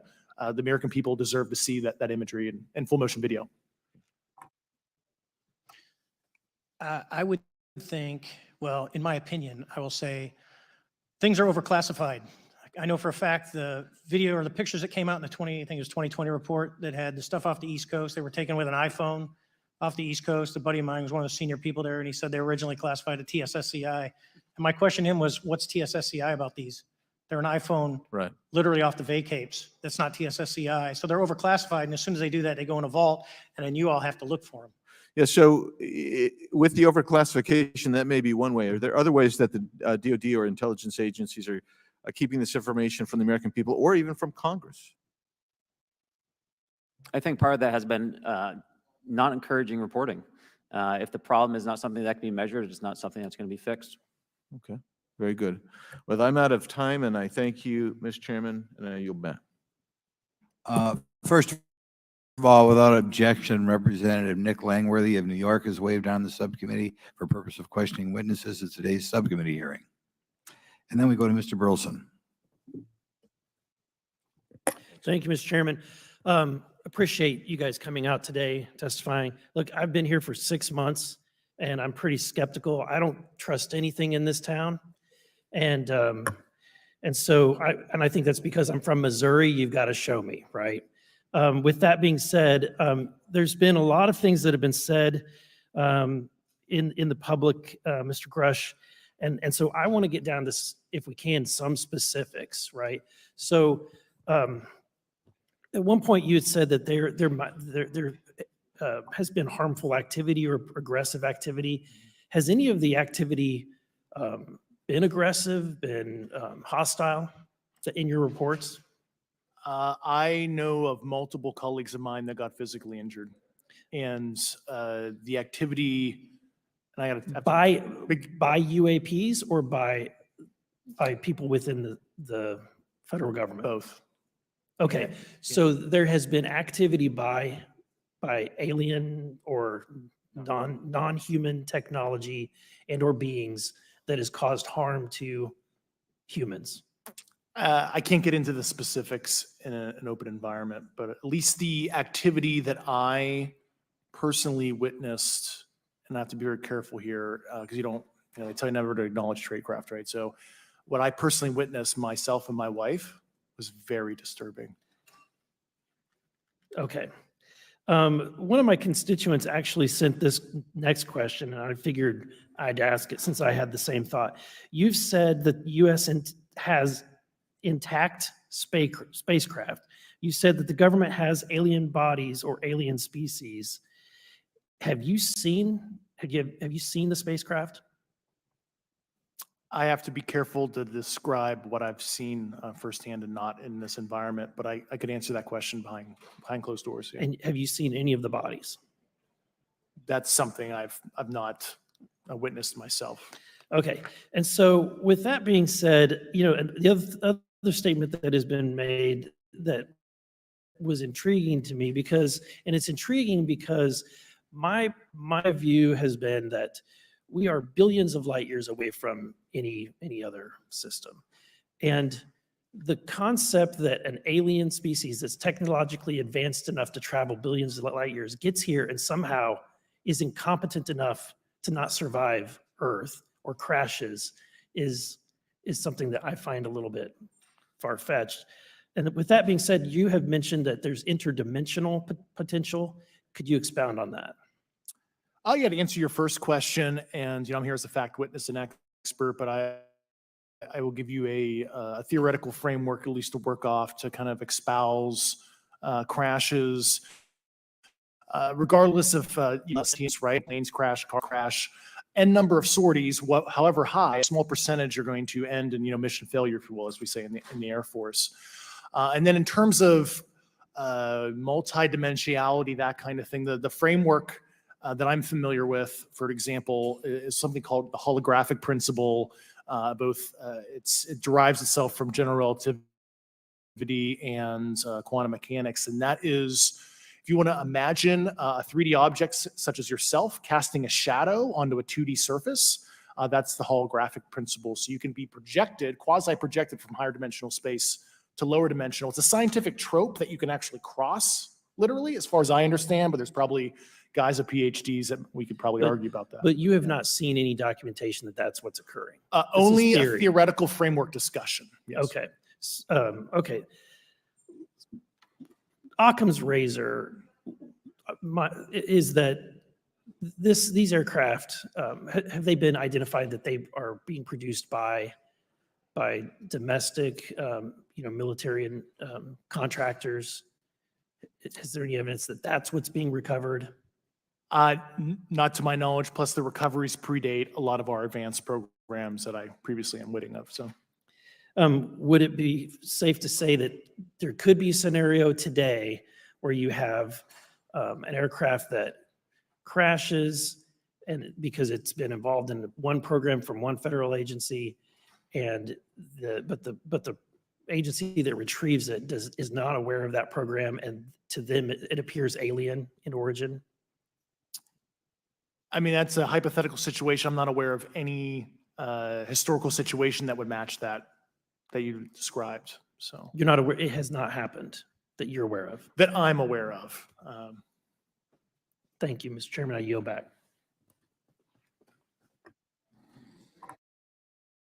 Several months ago, my office received a protected disclosure from Eglin Air Force Base indicating that there was a UAP incident that required my attention. I sought a briefing regarding that episode and brought with me Congressman Burchett and Congresswoman Luna. We asked to see any of the evidence that had been taken by flight crew in this endeavor and to observe any radar signature as well as to meet with the flight crew. We were not afforded access to all of the flight crew. And initially, we were not afforded access to images and to radar. Thereafter, we had a bit of a discussion about how authorities flow in the United States of America, and we did see the image. And we did meet with one member of the flight crew who took the image. The image was of something that I am not able to attach to any human capability, either from the United States or from any of our adversaries. And I'm somewhat informed on the matter, having served on the Armed Services Committee for 7 years, having served on the committee that oversees DARPA and advanced technologies for several years. When we spoke with the flight crew, and when he showed us the photo that he'd taken, I asked why the video wasn't engaged, why we didn't have a FLIR system that worked. Here's what he said. They were out on a test mission that day over the Gulf of Mexico. And when you're on a test mission, you're supposed to have clear airspace. Not supposed to be anything that shows up. And they saw a sequence of 4 craft in a clear diamond formation for which there is a radar. One of the pilots goes to check out that diamond formation and sees a large floating, what I can only describe as an orb. Again, like I said, not of any human capability that I'm aware of. And when he approached, he said that his radar went down. He said that his FLIR system malfunctioned and that he had to manually take this image from one of the lenses, and it was not automated in collection as you would typically see in a test mission. So I guess I'll start with Commander Fravor. How should we think about the fact that this craft that was approached by our pilot had the capability of disarming a number of the sensor and collection systems on that craft? Well, I think this goes to that national security side, and you can go back through history of things showing up at certain areas and disabling our capabilities, which is disheartening. And for us, I mean, like I said, it completely disabled the radar on the aircraft when it tried to do it, and the only way we could see it is passively, which is how he got that image. So I think that's a concern on what are these doing, not only how do they operate, but their capabilities inside to do things like this. And how should we think about 4 craft moving in a very clear formation, equidistant from one another, in a diamond? In all of the phenomenon, perhaps, Mr. Grave, that you've analyzed, have we ever seen multiple craft in a single formation? I have one particular case, and that was during the gimbal incident. The recording on the AT FLIR system shows a single object that rotates.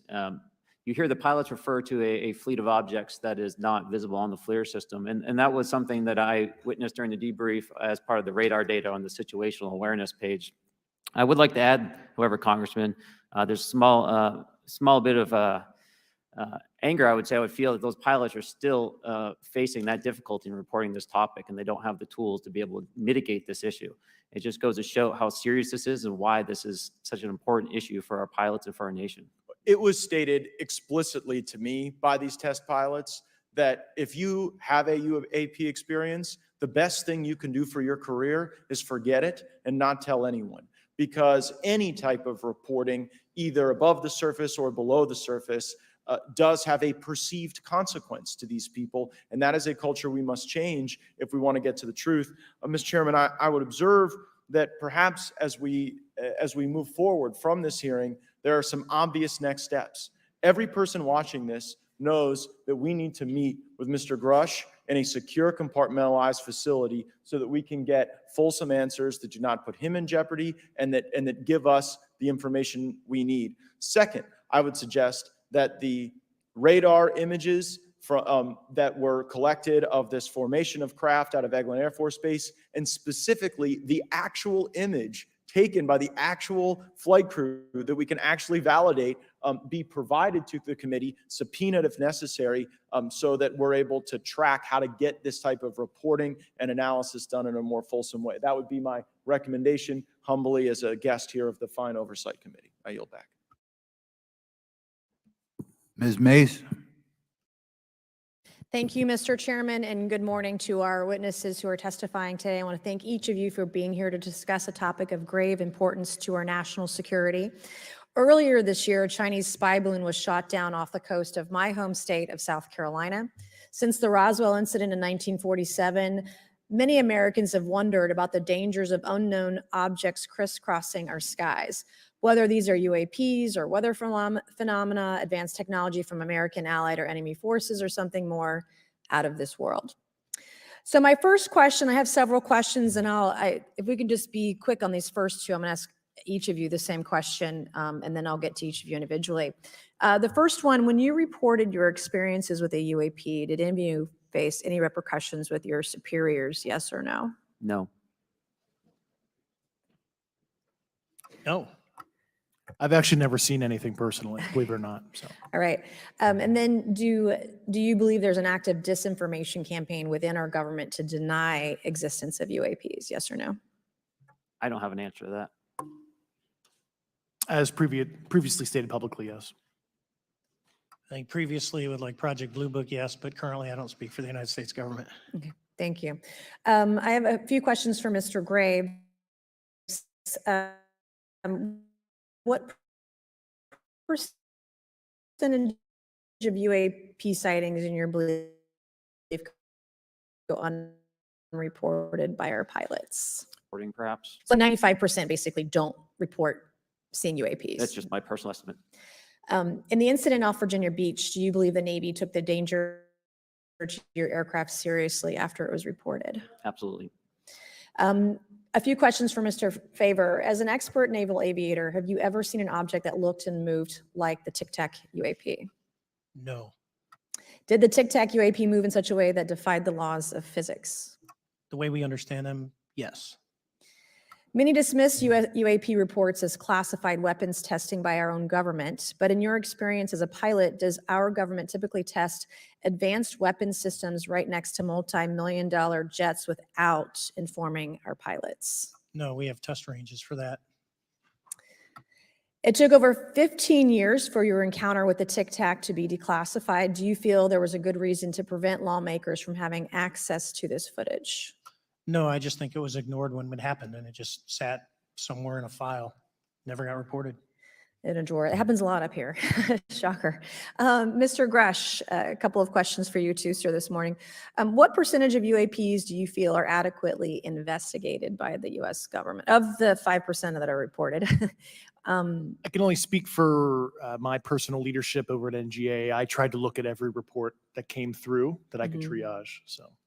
Do you believe that officials at the highest levels of our national security apparatus have unlawfully withheld information from Congress and subverted our oversight authority? There are certain elected leaders that had more information that I'm not sure what they've shared with certain Gang of Eight members or et cetera, but certainly I would not be surprised. Okay. You've stated that the government is in possession of potentially non-human spacecraft. Based on your experience and extensive conversations with experts, do you believe our government has made contact with intelligent extraterrestrials? Something I can't discuss in public setting. Okay, I can't ask when you think this occurred. If you believe we have crashed craft, stated earlier, do we have the bodies of the pilots who piloted this craft? As I've stated publicly already in my News Nation interview, biologics came with some of these recoveries. Yeah. Were they, I guess, human or non-human biologics? Non-human, and that was the assessment of people with direct knowledge on the program I talked to that are currently still on the program. And was this documentary evidence, this video, photos, eyewitness? Like, how would that be determined? The specific documentation I would have to talk to you in a skiff about. Gotcha. Okay. So, and you may or may not be able to answer my last question, and maybe we get into a skiff at the next hearing that we have, but who in the government, either what agency, sub-agency, what contractors, who should be called into the next hearing about UAPs, either in a public setting or even in a private setting? And you probably can't name names, but what agencies or organizations, contractors, et cetera, do we need to call in to get these questions answered, whether it's about funding, what programs are happening, and what's out there? I can give you a specific cooperative and hostile witness list of specific individuals that were in those. And how soon can we get that list? I'm happy to provide that to you after the hearing. Super. Thank you. And I yield back. Okay, now we have Mr. Langworthy. Is he here? Okay. Thank you There very he much. I'd like to thank all of the witnesses for being here today to discuss this very unique topic. And I'd like to jump right into my questions, if you don't mind. Commander Fravor, can you briefly describe your background? Yeah, I was an enlisted Marine, Naval Academy graduate, Navy, flew for 18 years, got a master's from University of Houston, and I've worked in the private sector for the last, 16 years, 17 years. I do a lot of defense work. So Really gold-plated credentials. Commander Fravor, we have all seen the floating Tic Tac video that you engaged with on November 14th, 2004. Can you briefly talk about why you were off the coast of San Diego that day? yeah, we were at a workup with all the battle groups. So we integrate the ships with the carrier, the air wing with the carrier, and we start working. So we were doing an air-to-air defense to hone not only our skills, but those of the USS Princeton when they had been tracking them for 2 weeks. The problem was that there was never manned aircraft airborne when they were tracking them. And this was the first day. And unfortunately, we were the ones airborne and went and saw it. Do you remember the weather that day? Was it cloudy or windy or anything out of the ordinary on the Pacific coast? It was actually, if you're familiar with San Diego, it was a perfect day, light winds, no white caps, clear skies, not a cloud. It was, for flying, it was the best. Now, is it true that you saw, in your words, a 40-foot flying Tic Tac shaped object? That's correct. Or for some people that can't know what a Tic Tac is, it's a giant flying propane tank. Fair enough. Did this object come up on radar or interfere with your radar or the USS Princeton? The Princeton tracked it, the Nimitz tracked it, the E-2 tracked it. We never saw it on our radars. Our fire control radars never picked it up. The other airplane that took the video did get it on a radar. As soon as it tried to lock it, it jammed the radar, spit the lock, and he rapidly switched over to the targeting pod, which you can do in the F-18. From what you saw that day and what you've seen on video, did you see any source of propulsion from the flying object, including on any potential thermal scans from your aircraft? No, there's none. There's no IR plume coming out. And Chad, who took the video, went through all the EO, which is black and white TV, and the IR modes, and there's no visible signs of propulsion. It's just sitting in space at 20,000 feet. In your career, have you ever seen a propulsion system that creates no thermal exhaust? No. Can you describe how the aircraft maneuvered? Abruptly, very determinate.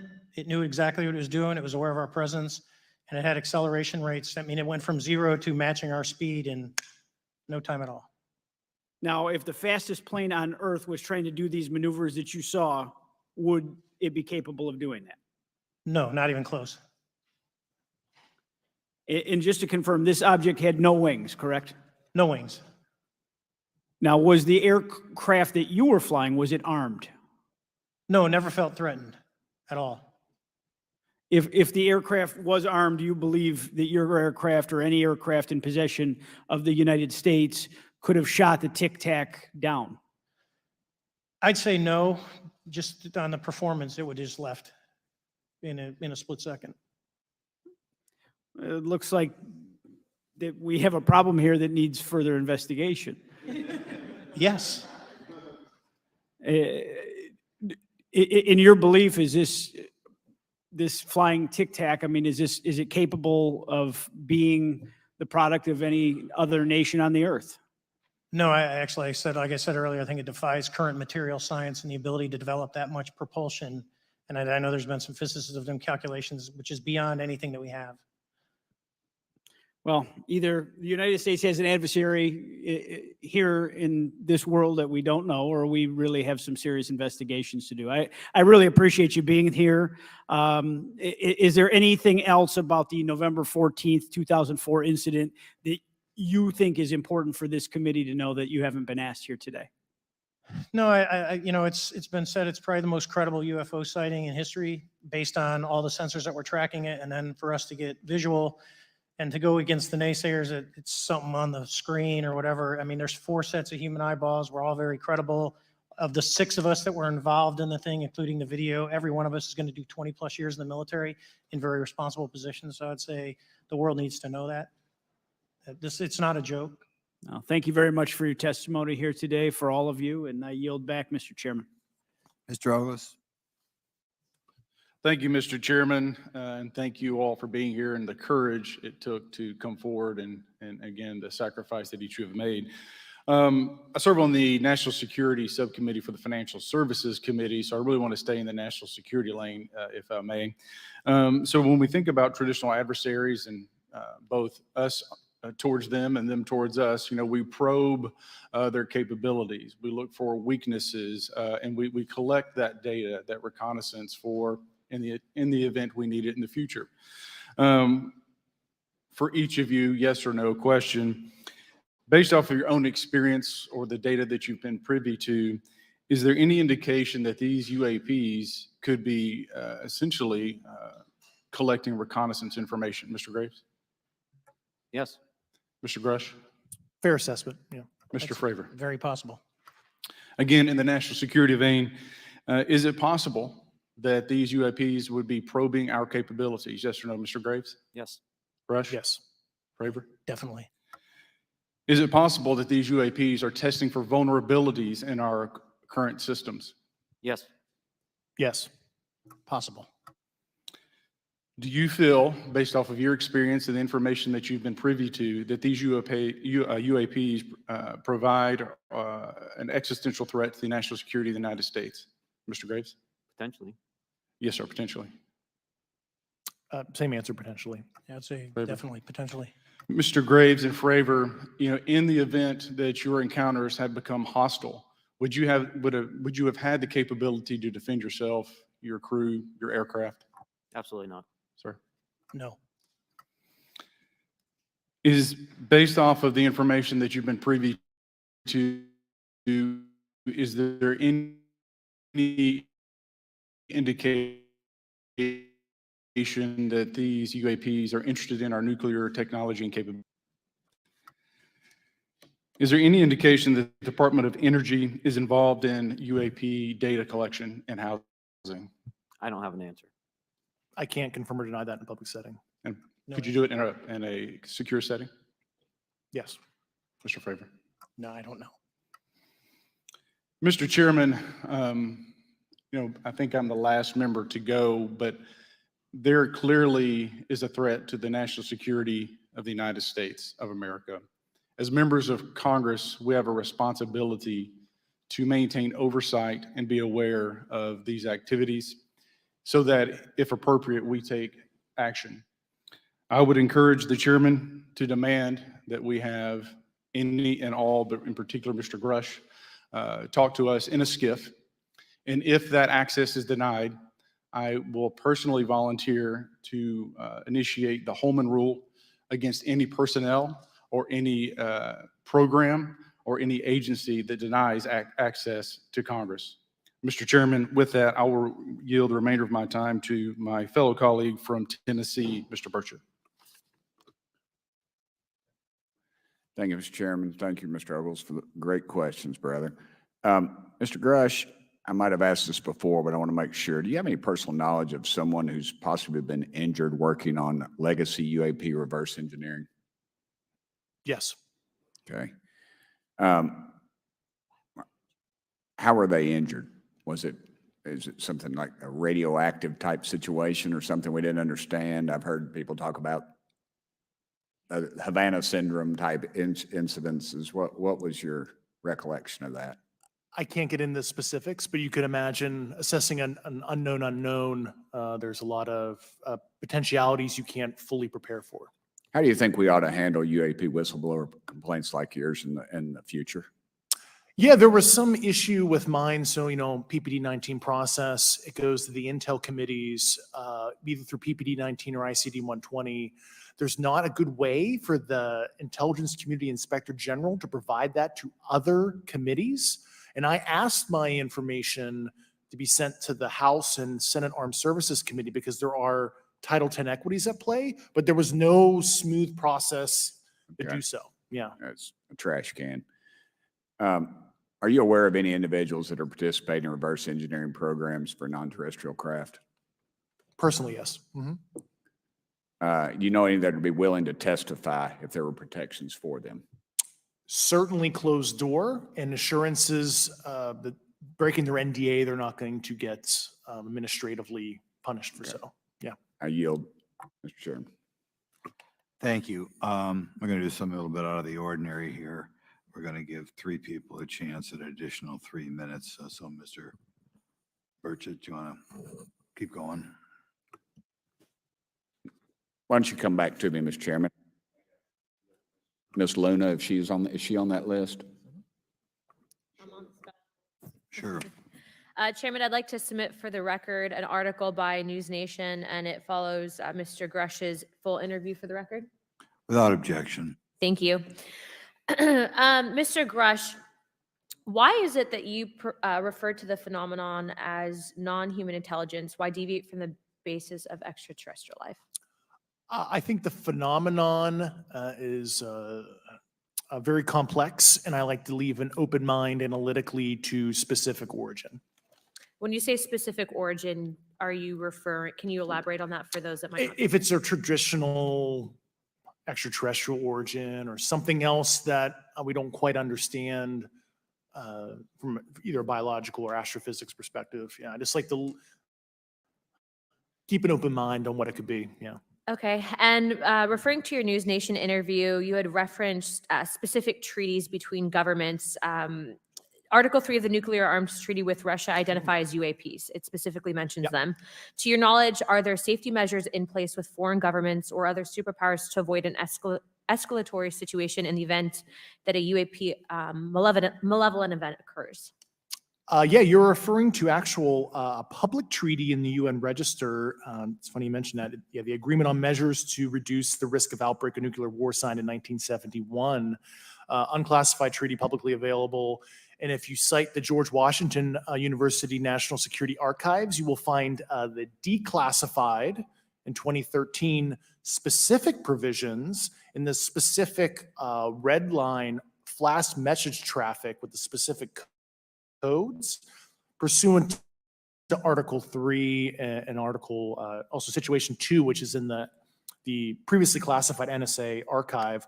What I would recommend, and I tried to get access, but I got a wall of silence at the White House, was those specific incidents when those message traffic was used. I think some scholarship on that would open the door to a further investigation using those publicly available information. Thank you. And then my last question with 51 seconds remaining. You mentioned white collar crimes potentially being taking place in regards to a cover-up. Can you please elaborate? I have concerns based on the interviews I conducted under my official duties of potential violations of the federal acquisition regulations, the FAR. Thank you very much, Chairman. I yield the remainder of my time. Okay, we'll go to Mr. Raskin for 3 minutes. Thanks, Mr. Chair. And I thank the witnesses for their endurance and service today. Mr. Fravor, you've described your episode in detail now, and you call it the most credible UFO sighting in history. But I wonder, was this the first time that you encountered a UFO or a UAP in 2004? Yes. And what was your general attitude or perspective on the UFO discussion before that happened? I never felt that we were alone with all the planets out there, but I wasn't a UFO person. I wasn't watching History Channel and MUFON and all that. And have you had experiences or encounters since that happened?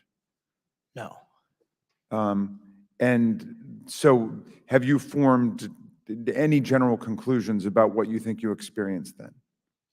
Yes, I think what we experienced was, like I said, well beyond the material science and the capabilities that we had at the time, that we have currently, or that we're going to have in the next 10 to 20 years. Very good. Mr. Grush, you've been able to answer in great detail on certain questions, and then other things you say you're not able to respond to. Can you just explain where you're drawing the line? What's the basis for that? Yeah, based on my officer security review and what they've determined that is unclassified. I see. So you're answering any questions that just call upon your knowledge of unclassified questions, but anything that relates to classified matters you're not commenting on in this context. In an open session, but happy to participate in a closed session at the right level. Yeah. Okay. And Mr. Graves, you've said that there are dozens of fellow pilots, military pilots. Are there also commercial pilots who've encountered the same kind of sightings that you described before? They are similar. Commercial pilots have less range and less sensors to be able to reach out and look for objects over wide swaths of airspace. And so pilots are seeing them, commercial pilots are seeing them, and they're typically closer, and the range of what they're seeing is pretty large. What is the most vivid, concrete sighting with the naked eye of the objects that you described before, the cube-like objects? Certainly, I think the most vivid sighting of that would have been near midair that we had at the entrance to our working area. One of these objects was completely stationary at the exact entrance to our working areas, not only geographically, but also at altitude. So it was right where all the jets are going, essentially on the eastern seaboard. The two aircraft flew within about 50 feet of the object, and that was a very close visual sighting. And you were in one of the aircraft? I was not. I was there when the pilot landed. He canceled the mission after, and I was there. He was in the ready room with all his gear on, with his mouth open. And I asked him what the problem was, and he said he almost hit one of those darn things. He said he was 50 feet away from it? Yes, sir. And his description of the object was consistent with the description you gave us before? A dark gray or a black cube inside of a clear sphere. Inside of a clear sphere? Yes. And with no self-evident propulsion system? No wings, no IR energy coming off of the vehicle, nothing tethering it to the ground. And that was primarily what we were experiencing out there. I'm over time. Thank you very much for your service, and I yield back to Mr. Chairman. Very good. Mr. Burchett? Thank you, Mr. Chairman. This is for all three of y'all, starting with Mr. Graves. Why did you come forward on this issue? I came forward because I felt that my colleagues did not have a way to mitigate this safety threat, and I wanted to help them. I was trained as an aviation safety officer by the Navy, and it just felt right. I felt like I had to help the folks that were still flying and dealing with this. Mr. Grush? Purely a sense of duty. I first swore an oath when I was a cadet 18 years ago, and I still uphold that even out of uniform. Commander? I was pestered by a friend, and I asked why, and he said, "You're the one person that they can't discredit, and you'll add credibility to the New York Times article." And so after about 6 times, I said, "Okay." Honest. Yeah. This town isn't made, unfortunately, by people like y'all. We thank y'all. And I do want to also thank the people in the audience and the people that are watching this that can't be, people all over the world that have kept this issue alive. You've endured criticism and derogatory remarks, and we're trying to get to the bottom of it. And so God bless y'all. Thank y'all so much. We really appreciate you guys and gals.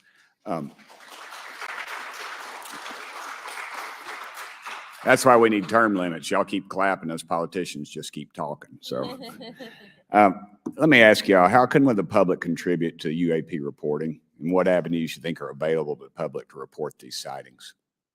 Well, right now, I don't think there is a lot of public options for every man to be able to report on this. I think even for professionals that have sensor data that are seeing these on a regular basis, they're still hesitant to come forward. And so for the general public, I think encouraging the conversations that we're having today, looking for technology solutions that can be distributed so that objective data can be gathered is the first place to go. Mr. Grush? I'll just touch on the whistleblower side of it. I do encourage, current and former military, intelligence community, and industry contractors to come forward in a legal way, either through the IC or DoD or whatever the cognizant IGs are, to lead, join me in this discussion. Commander, and I guess I should say this for the record. My daddy was United States Marine Corps, 1st Marine Division. So, Hoorah. yes, sir. He was old school, him and Chesty Puller on Peleliu. So thank you, wow. brother. Wow. Yes, sir. I'm not anything like my daddy. He was incredible. I'm very mediocre to say the least, but go You ahead. seem to be doing fine. Yeah. For me, I was an accident investigator, so the biggest thing that you learn, and I think that witnesses need to do is, one, don't try and make the fish bigger than it was. Stick to the facts, write it down, and don't speculate what you think it is because it will sway your decision. Just write the facts down. We can get all the facts together and we can start to investigate and get a real honest story instead of it was this big. Thank you all, and I want to thank everybody. We made history today. Mr. Chairman, I yield. Thank you much, Mr. Garcia.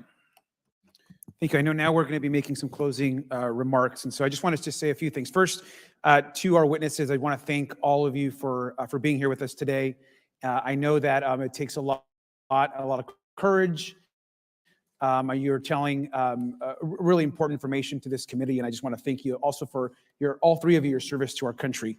I also want to just note that today's hearing was both important but also serious, and I want to thank our subcommittee chairman, Mr. Grothman, I think for running a very fair and substantive hearing. I do want to thank the committee staff on both sides for the amount of work that it took to put this hearing in place. And certainly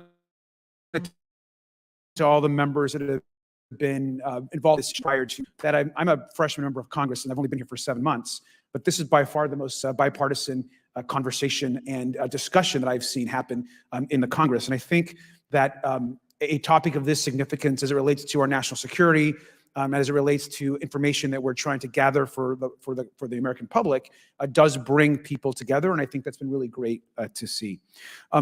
I think it's also important to note for the public, today in our hearing, we had on our side also both our full ranking member, which is Mr. Raskin, and our vice ranking member, which is Ms. Ocasio-Cortez, both here at our hearing. I think it shows the importance and seriousness that our side of the aisle is taking to this important hearing, but also to the broader issue as it relates to working with our Republican counterparts on this committee. I want to additionally add that I think it's really important that we have and continue these discussions and these hearings. Clearly, there's a lot of information that we don't know, but it's also very clear that we have to continue our investigation and accountability on asking the right questions and ensuring that they're part of the public record. One thing that was important today is some folks might wonder, why are we asking questions that might already be out there or that have been asked before? It's important that they're asked and put into the public record as it relates to this committee. And so I want to thank you for, answering some questions multiple times. I know not just in maybe meetings you had with some members, but also here in the public.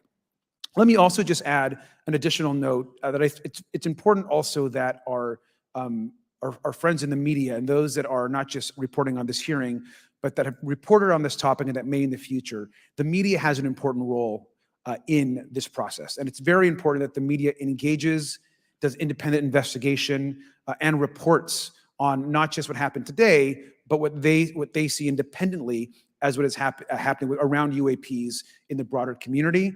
That is also an important public benefit that we have in trying to get the information and the facts as it relates to this. Let me also just say finally that as a teacher and an educator and a longtime teacher and researcher, that I also really believe in following facts, in doing your homework, and making sure that you follow science as we try to get as most information as possible. And so I want to thank you all for agreeing to do that today. Transparency is a cornerstone of government. We live in a vast galaxy.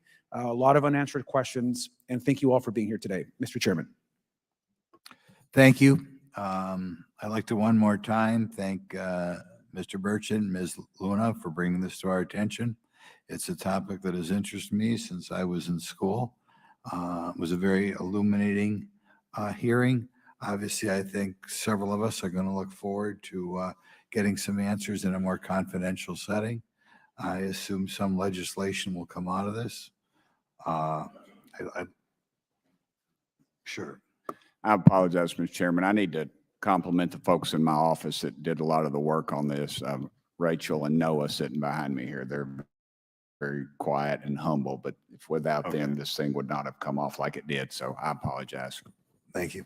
I think we're going to want to look into what we can do to make more of this information public.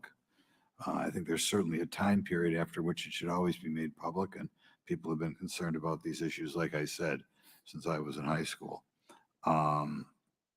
But in any event, I'd like to thank everybody who was here, sticking through the entire hearing.